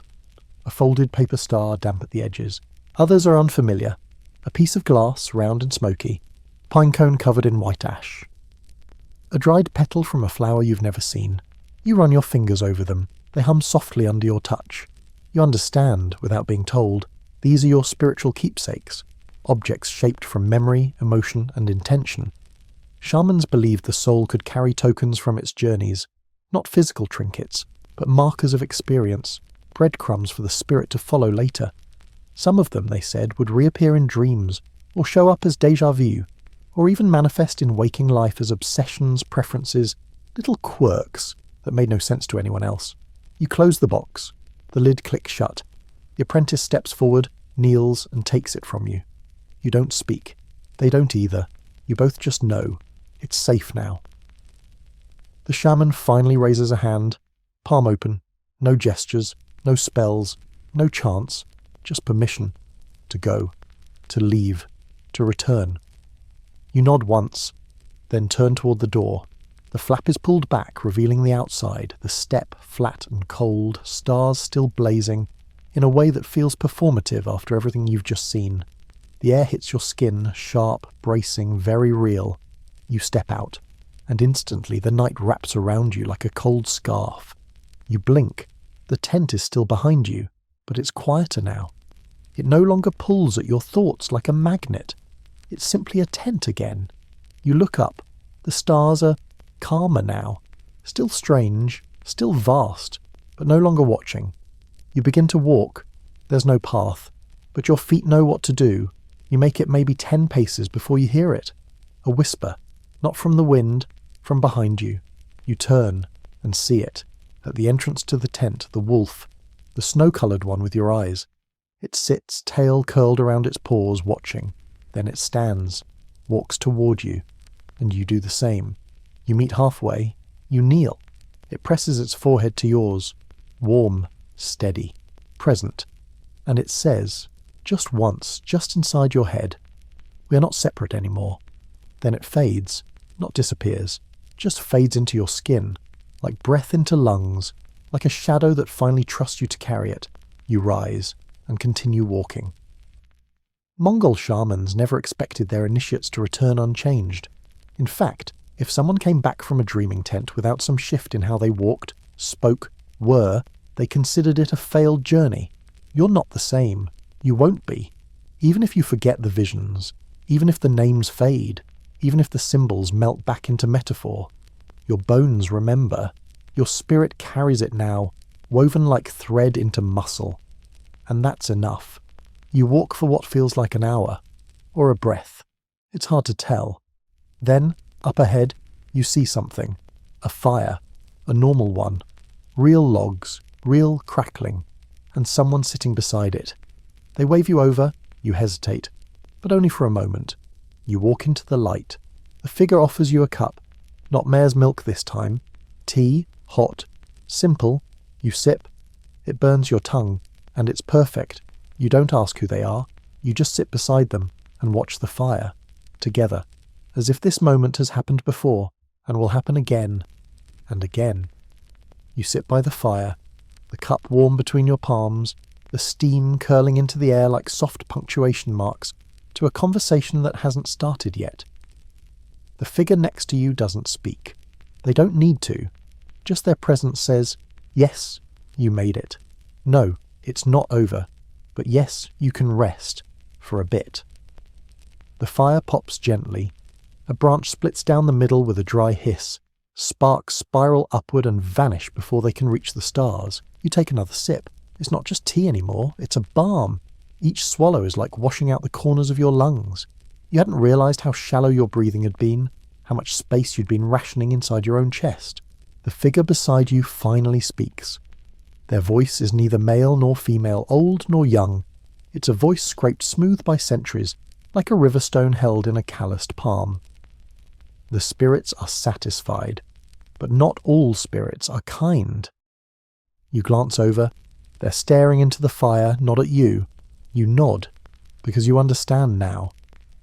There were moments back in that dream tent, not many, but enough, where you felt hunted, watched by something that didn't care whether you healed, something that fed on confusion, silence, avoidance. The figure continues. Some are hungry, others are bored. Some just want a story to live in. You shift slightly. The fire throws orange light across your hands, and for a moment you swear the shadows on your skin move independently, just a flicker, but enough. You called them, even without knowing. You raise your eyebrows. The figure finally turns to face you, and you almost laugh, because their face is yours, not just similar, exactly yours, except calmer. Not peaceful, necessarily, just practiced. Like someone who's been through the same storm enough times to keep an umbrella in their soul. You're not alarmed. You're curious. They continue. We all do it. Call things we're not ready for. Let in guests before we've swept the corners. Invite voices that echo louder than our own. You nod, because yes, that tracks. You think about all the thoughts that crept in when you were tired. All the doubts that showed up dressed as jokes. All the comparisons you scrolled through in the dark. But the thing is, your other self says, they listen too. Not just to the broken parts, to the brave ones. You blink. That you hadn't considered. That maybe, just maybe, the spirits weren't only feeding on fear. Maybe some were leaning closer just to hear your courage. Those small, quiet, unsexy acts of trying again when it would have been easier not to. The figure, you, leans forward and stirs the fire with a stick. Sparks rise, and with them, images. Faint, wispy, but vivid enough to make your chest tighten. A night you almost told the truth, then backed away. A friend you pushed aside, not out of anger but exhaustion. Iamaftis, a version of you that said, I'm fine, too often to remember the last time it was true. These aren't accusations, they're records. You don't look away, because part of you wants to witness them even now, maybe especially now. And then comes the last image. A hand, yours, holding the blue-lipped seed, still glowing, still whole. You haven't planted it yet, the figure says. You shake your head. You're not sure where or how or even what it will grow. They smile. That's not your job. Just find the soil. You pause. Where is it? They laugh. Not mockingly, kindly. Everywhere. They lean back. Let the fire die a little, and as it dims, the edges of their form begin to blur, like they're folding back into the night. You look down at your hand. The seed is still there, glowing softly. No pulse this time, just warmth, like a stone that's been in sunlight all day. You stand, because somehow, instinctively, you know. This is your last night in the tent. Not the last ever, but the last this kind. This chapter. This layer. This version of the dream. It's closing. Not because you failed, but because you didn't. You glance at the fire one last time. The figure's gone. Only the embers remain like fireflies curled up for sleep. You turn. And now you're not in the steppe. You're in a place beyond places. Everything is shifting. Gently. Slowly. You walk across a field made of memory. A hill made of breath. A sky that leans closer to hear your thoughts. And then you see it. Another fire, much smaller. A candle, maybe, flickering faintly at the base of a tree. You approach, and without thinking, you kneel. You press the seed into the dirt. The moment it touches the soil, the earth shivers. A crack opens, small and silent. And from it, not a plant, not a vine, but light. Warm, steady, steaming upward, not blinding, just enough to remind you. Something was left here, and something will return. You stand, and as you walk away, you feel lighter. Not because you left something behind, but because you brought something through. As you walk, you notice the rhythm again, that drum beat. It's fainter now, softer than breath against skin, like the heartbeat of a sleeping animal curled in your lap. But it's there. Always there. A reminder, a rhythm, a promise. The path beneath your feet is shifting with each step. Sometimes it's grass. Sometimes it's ash. Once, for a moment, it feels like the surface of a lake, cool, uncertain, and almost eager to pull you through. But you keep going. You feel stronger now. Not like you could lift a horse. More like you could finally stop pretending you're not tired. And that's a strength most people never get credit for. Ahead of you, the terrain changes once more. The ground smooths, levels out, and the colours around you settle into a soft pearlescent grey. Shapes begin to emerge.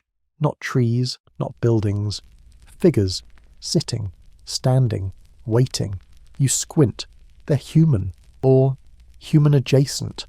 Not spirits, not memories. These are listeners. Dozens of them. Hundreds. They surround you now, at a distance that feels respectful, but close enough that you know. They're here for you. And they're not faceless. Every one of them wears a different expression. Some smile wide and strange. Some frown, confused.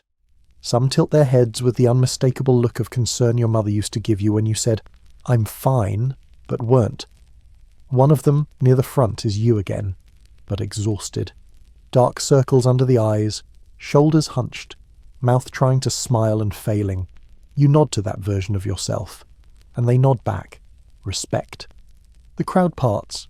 A single chair sits in the centre, worn wood, antler-carved arms, red thread wrapped around one leg. The shaman's seat. But there's no shaman in it, just you, and it's waiting. You pause, then sit, not like a throne, more like a witness stand. The moment you touch the seat, the figures raise their heads, and the air hums. You expect them to chant or ask, or judge. They do none of that. They listen, and you speak. You don't know what you're saying at first. The words tumble out like pebbles from your mouth, small and ungraceful. I'm sorry. I didn't know better. I still don't. I keep forgetting to breathe. I'm scared of being known. I love people, and it's exhausting. I want rest. I want permission. You don't cry. You just empty, and they listen. Not one interrupts. They are the spirits, the ones the shaman said were listening. They are not gods. They are not ghosts. They are echoes, carved into time by truth and repetition and longing. And in this space, your honesty feeds them, not as food, as recognition. That's all they ever wanted. That's all any spirit ever wants, to be remembered, witnessed, spoken to without fear. They begin to fade, slowly, not gone, just satisfied. Some nod, some smile, one waves. Then they vanish like steam drawn back into the earth. You're alone again, still in the chair, still in the circle. The air is warm now, charged, and then a sound, footsteps, soft, behind you. You turn. It's the shaman. Not distant, not unreadable, just present. They nod at you. You spoke. You nod back. I did. They crouch beside you, their bones creaking like dry leather. Do you understand what happens now? You hesitate. Shake your head. They grin. Good. And they hand you something, a bundle wrapped in red cloth tied with a strip of sinew. Heavy. You don't open it. You just hold it. Because you know what it is. It's the truth. Not the truth. Not universal, divine, all-knowing, just your truth. The part you came here to find. And now it's yours to carry. No one else can unpack it for you. But it's yours. And you're strong enough now. The shaman stands, taps your forehead with 2 fingers. The antler crown appears again, not on your head, but at your side, folded, quiet, done. Sing, they say. You blink. Now, they nod. If you do not, the silence will. So you hum. Not a song, just a thread of sound. Something that rises from the centre of your chest and floats outward like warm breath on glass. It's not beautiful. It's not poetic. It's real. And the shaman smiles. The dream is ending. You feel it. The edges of this world begin to fray, fade. You're being pulled back, not ripped, just guided. The kind of nudge a mother gives when you've lingered at the dinner table too long. You turn one last time. The chair is empty. The figures are gone. The fire is embers.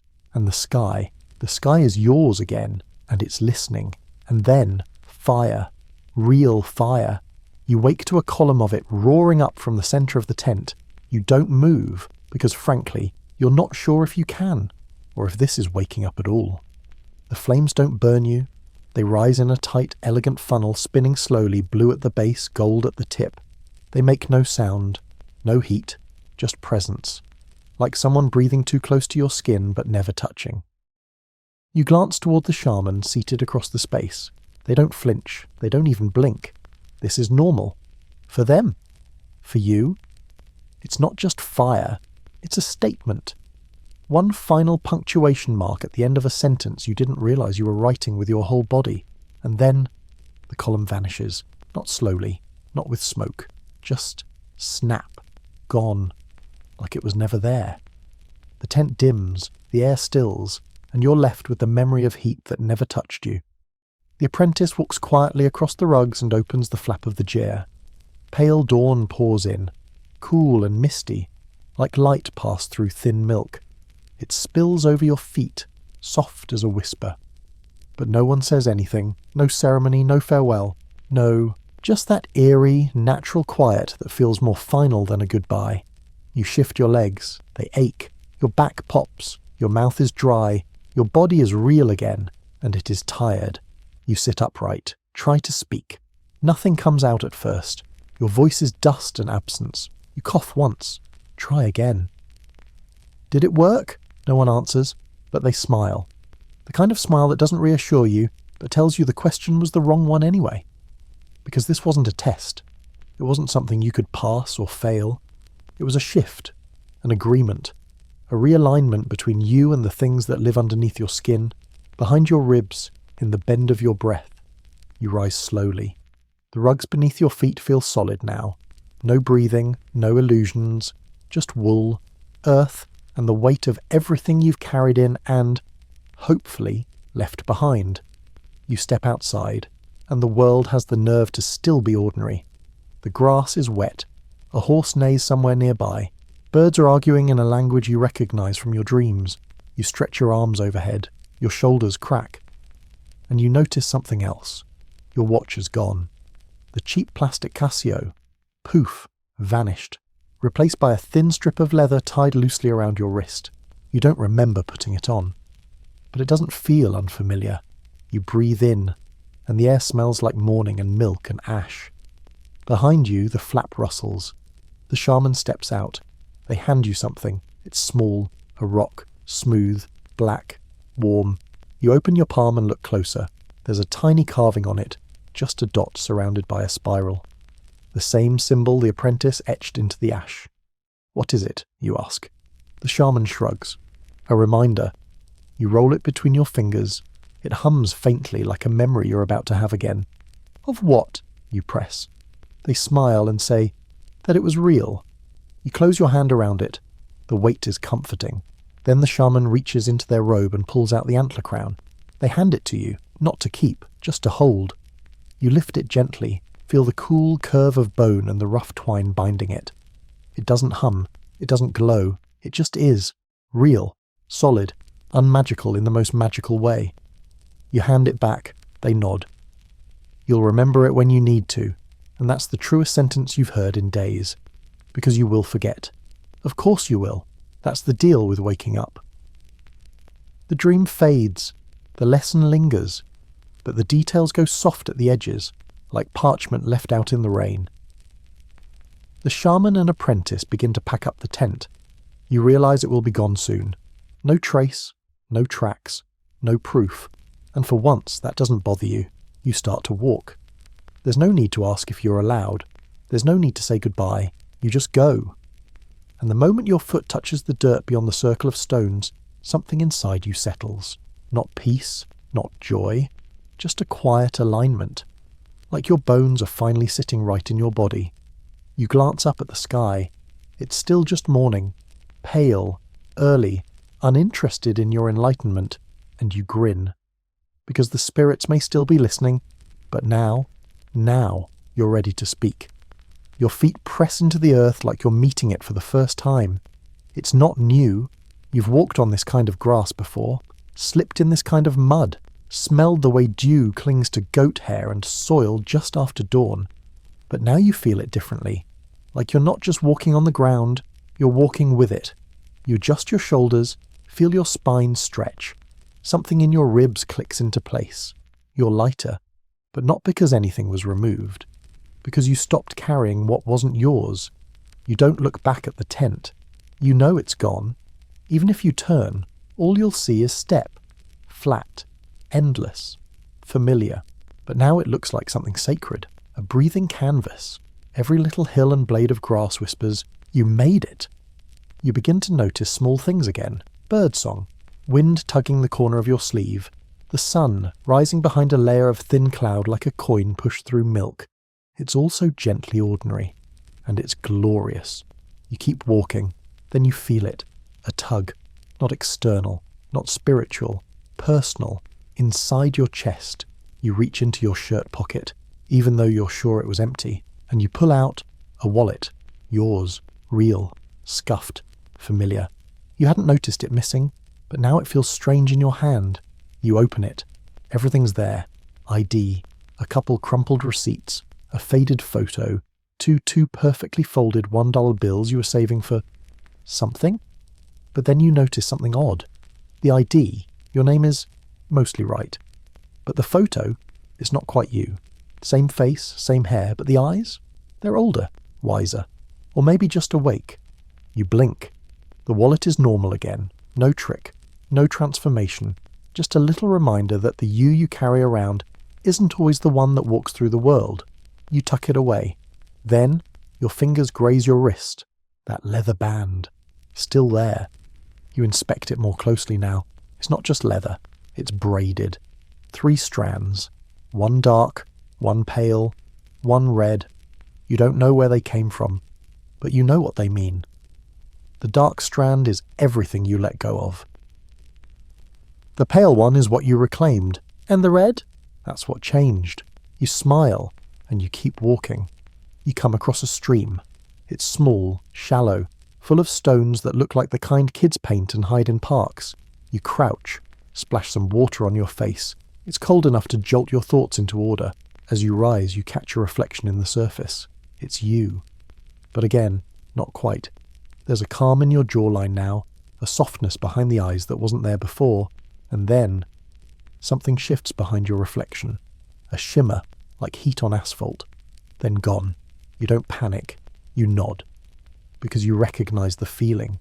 The spirits are still around, not looming, just near, observing, maybe even smiling. And that's fine. You start walking again. Further now. The land rolls gently, golden with early sun. You crest a hill and spot a figure below, tending a fire near a small wagon. You wave, they wave back. They don't recognize you. Why would they? You've changed. You reach the wagon and greet them. They offer you tea. You say yes. They ask where you've come from.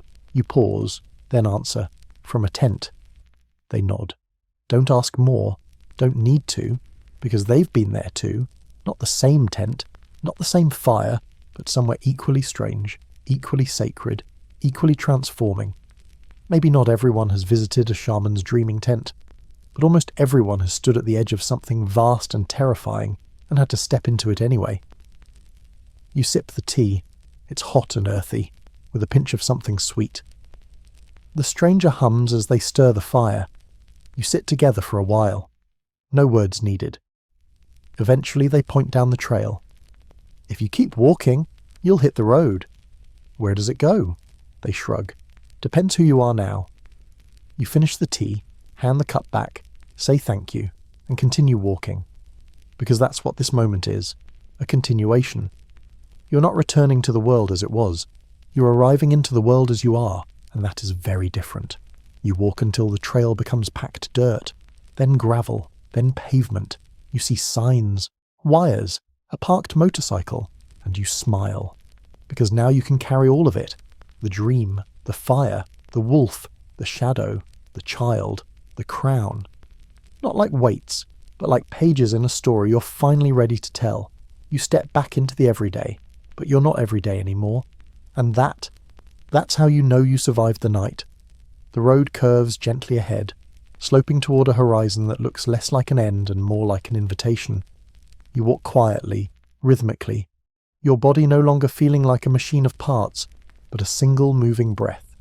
You notice the tiniest things again, an ant carrying something 3 times its size, the way a pebble casts a long, ridiculous shadow in the early sun, the call of a bird that sounds suspiciously like laughter. You have returned. But returned is a slippery word, isn't it? Because nothing really goes back to where it was. Not after something like that. You come across a signpost, just wood, no writing. But somehow, you know where each path leads. Left is comfort, right is challenge. Straight ahead? That one doesn't say. It's just open, like a page with no title. You go straight. Of course you do. Because the spirits are still listening, and now you are too. The road leads to a village. It's familiar. Maybe the one you left before the ritual. Maybe one you only dreamed of. Either way, people are stirring, carrying baskets, tending fires, feeding animals that demand breakfast like it's a moral right. Someone waves. You wave back. They don't recognize you, but they smile anyway. You step into a small shop. Wood floors, herbs hanging from the rafters, that universal smell of dust, oil, and forgotten corners. The shopkeeper greets you with a nod. You nod back. You pick up a piece of cloth, deep blue, soft to the touch. You don't need it. You buy it anyway. A gift, maybe, or a keepsake. You notice something behind the counter. A drum, not the shaman's, but close. You ask where they got it. Oh, that old thing. Found it in the hills years ago. You ask if it works. They tap it gently. The sound is low. Not loud, but deep. You feel it more than hear it. You smile. It works. You leave the shop, cloth folded under your arm. Continue through the village. No one stops you. But a few people glance twice. Something about you. The way you move. The way your eyes scan the sky like it might offer you advice. You find a bench near the edge of town and sit. Just to breathe. Just to be.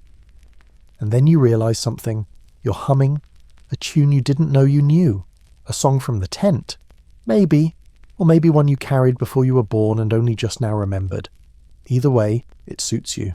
You close your eyes, and in the darkness behind your eyelids something stirs. Not a vision, not a memory, a message. 4 words. You brought it back. You don't need to ask what it is. It's the seed, the voice, the forgiveness, the truth.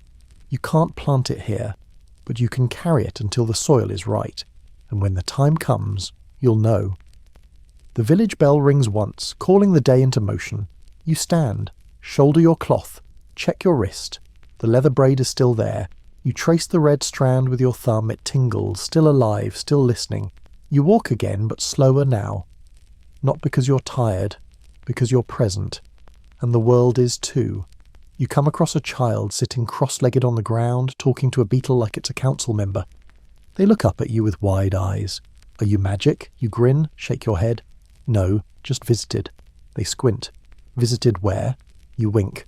A place where the sky breathes and the shadows talk too much. They nod seriously like they get it. And maybe they do. You keep walking, out of the village, through the fields, up a narrow path where the air grows lighter, and there, at the top of a small hill, you stop, because it's the perfect place. You kneel, reach into your pocket. The rock is still there, warm. You place it gently on the ground, next to a small growing plant. Not one you planted, but one that feels familiar.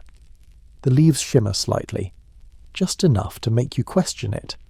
And then you feel it. Something curl inside your chest and settle. Not a burden. Not a mission, just a knowing. You did not survive the night in the dreaming tent to prove anything. You survived it to change, and to keep changing, to listen, to witness, to carry things that don't make sense until they do. The wind brushes your face. It smells like pine, like fire, like home. You look at the sky and say aloud, I remember. And from somewhere, maybe nowhere, the sky replies, good. You stay on that hill longer than you meant to, not because you're stuck, just because there's no rush. The sun rises slow and gentle, casting shadows that seem less like shapes and more like stories unfolding. You lie back in the grass, hands behind your head, and watch a hawk circle far above. It dips once, twice, then disappears into a cloud like a magician pulling off the simplest trick in the world. And for once, you don't need to explain it, you just let it be. After a while you sit up. It's time to move again. But something's different, not in the scenery, in you. You realise you're not looking for anything anymore. You're not scanning for signs or waiting for symbols to decode your next move. You're just ready. So you walk, down the hill, past the plant you didn't plant, past the stone you left behind. Each step lands heavier now, but not with burden, with intention. You reach the bottom of the hill and spot a path that wasn't there before. It's narrow, dusty, slightly overgrown. Perfect. You follow it, and find something that stops you in your tracks. A figure, seated beneath a tree. Familiar, and yet not. You approach slowly. They look up, and, you know this already, it's you. Again. But this version is something else entirely. Older, maybe, or younger. Hard to say. But they're centered, still. Like they've already been through the fire and didn't need to tell anyone about it afterward. You sit beside them. They pass you a small bundle, cloth-wrapped, warm. You open it. Inside, a mirror, not magical, just simple glass. You look into it. You expect another version of yourself, but no, it's just you, now, alive, present, visible, and for once, you don't flinch. You hold the mirror a little longer, then set it down beside you in the grass. The other you says, "You don't need us anymore." You nod. You knew that. But it still feels like a small goodbye. They stand, stretch. And as they turn to walk away, they pause. Plant the seed often. Where? They grin. Anywhere someone's forgotten how to listen. And they vanish into the trees. You smile. You're getting used to this. A breeze picks up. Cool, playful. It carries the scent of birch, pine, and a little smoke. You close your eyes and breathe deep. You know it's time. You stand again. This time, not as a seeker, as a carrier. You walk until the path becomes a road. Until the road meets another road. Until you reach a place where people move fast, talk loud, and forget to look at the sky. You don't judge them. You just listen. You catch fragments of conversation. Snippets of pain. Someone says, "I'm fine," and you hear the crack in their voice. Someone laughs too quickly. Someone else walks alone, their hands clenched like they're holding in a scream. You pass them, and something in you glows. Soft, not flashy, just enough to notice, like a candle behind the eyes. You feel your pocket, the seed is back, not glowing, not pulsing, just waiting. You know what to do, not everything, just the next thing. You walk into a cafe, order something warm, take a seat by the window and you watch. Not because you're looking for spirits, because you know they're already here. Listening, watching, waiting for someone to remember. You sip slowly. A child outside catches your eye. They wave. You wave back. And for a flicker of a moment, just one, you see a crown of antlers above their head. Not literal, just light. A suggestion. A memory folded into possibility. They grin, then run off. The moment passes, but you tuck it away. Later, as you leave the cafe, you pass a tree near the sidewalk. Not much. Small, young, overlooked. You crouch, brush aside some leaves, dig with your fingers. The soil is soft. You place the seed inside, cover it, stand, and walk on. You don't turn back, you don't need to, because you know what grows there will outlive memory. And maybe one night someone else will sit beneath that tree and dream too, and they'll survive it, just like you did. You've been walking for hours now, or maybe minutes. Time is funny like that, especially after a night like yours. The city, or the village, or whatever this place has become, pulses gently around you. People bustle and pass, unaware that someone among them has returned from a tent stitched with the breath of ancestors and the shadow of reindeer dreams.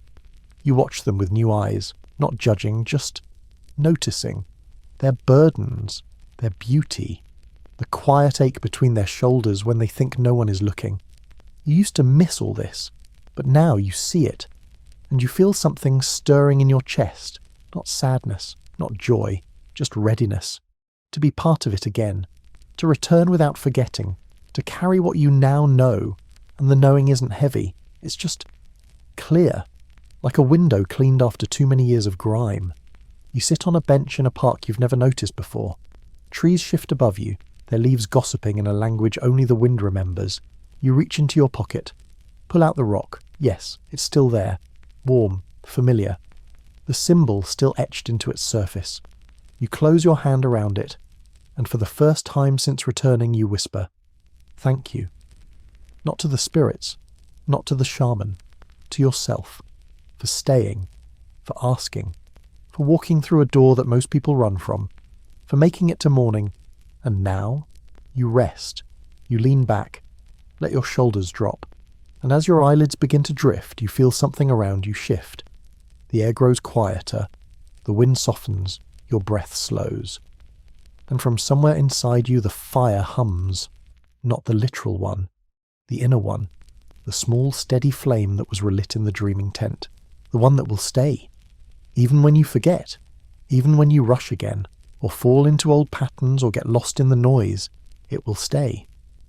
And when the time comes again, you'll know. You'll find the tent, or it will find you.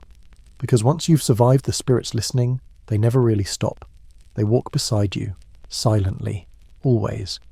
And in the dark moments, those late-night whispers, those half-remembered dreams, those sudden heart thuds without explanation, you'll remember you've already been through the fire, and you're still here.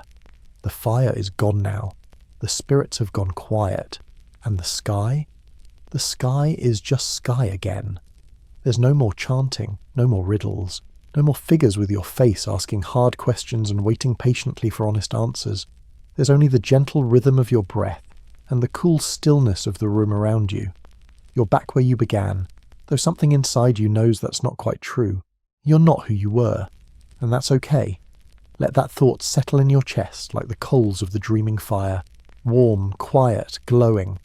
Let your shoulders soften, let your jaw unclench, uncurl your fingers. There's nothing left to carry tonight. You've gone farther than most ever dare to go, and you've come back with something rare. A piece of yourself you thought was lost. It's with you now. No crown, no fire, no shaman watching from the smoke. Just you, breathing, being, letting it all land softly in your bones. Let the night carry you. Let the dreams come. And if the wolf returns, or the tree speaks your name, or a drumbeat calls you deeper, don't be afraid. They know you now, and they're glad you came. Close your eyes, rest your hands, and know this. The spirits are still listening, but now, so are you. Good night, you. Good night, you. Good night, you. Good night, you. Good night, you. Good night, you. Good night, you. Good night, you. Good night, you. Good night, you. Good night.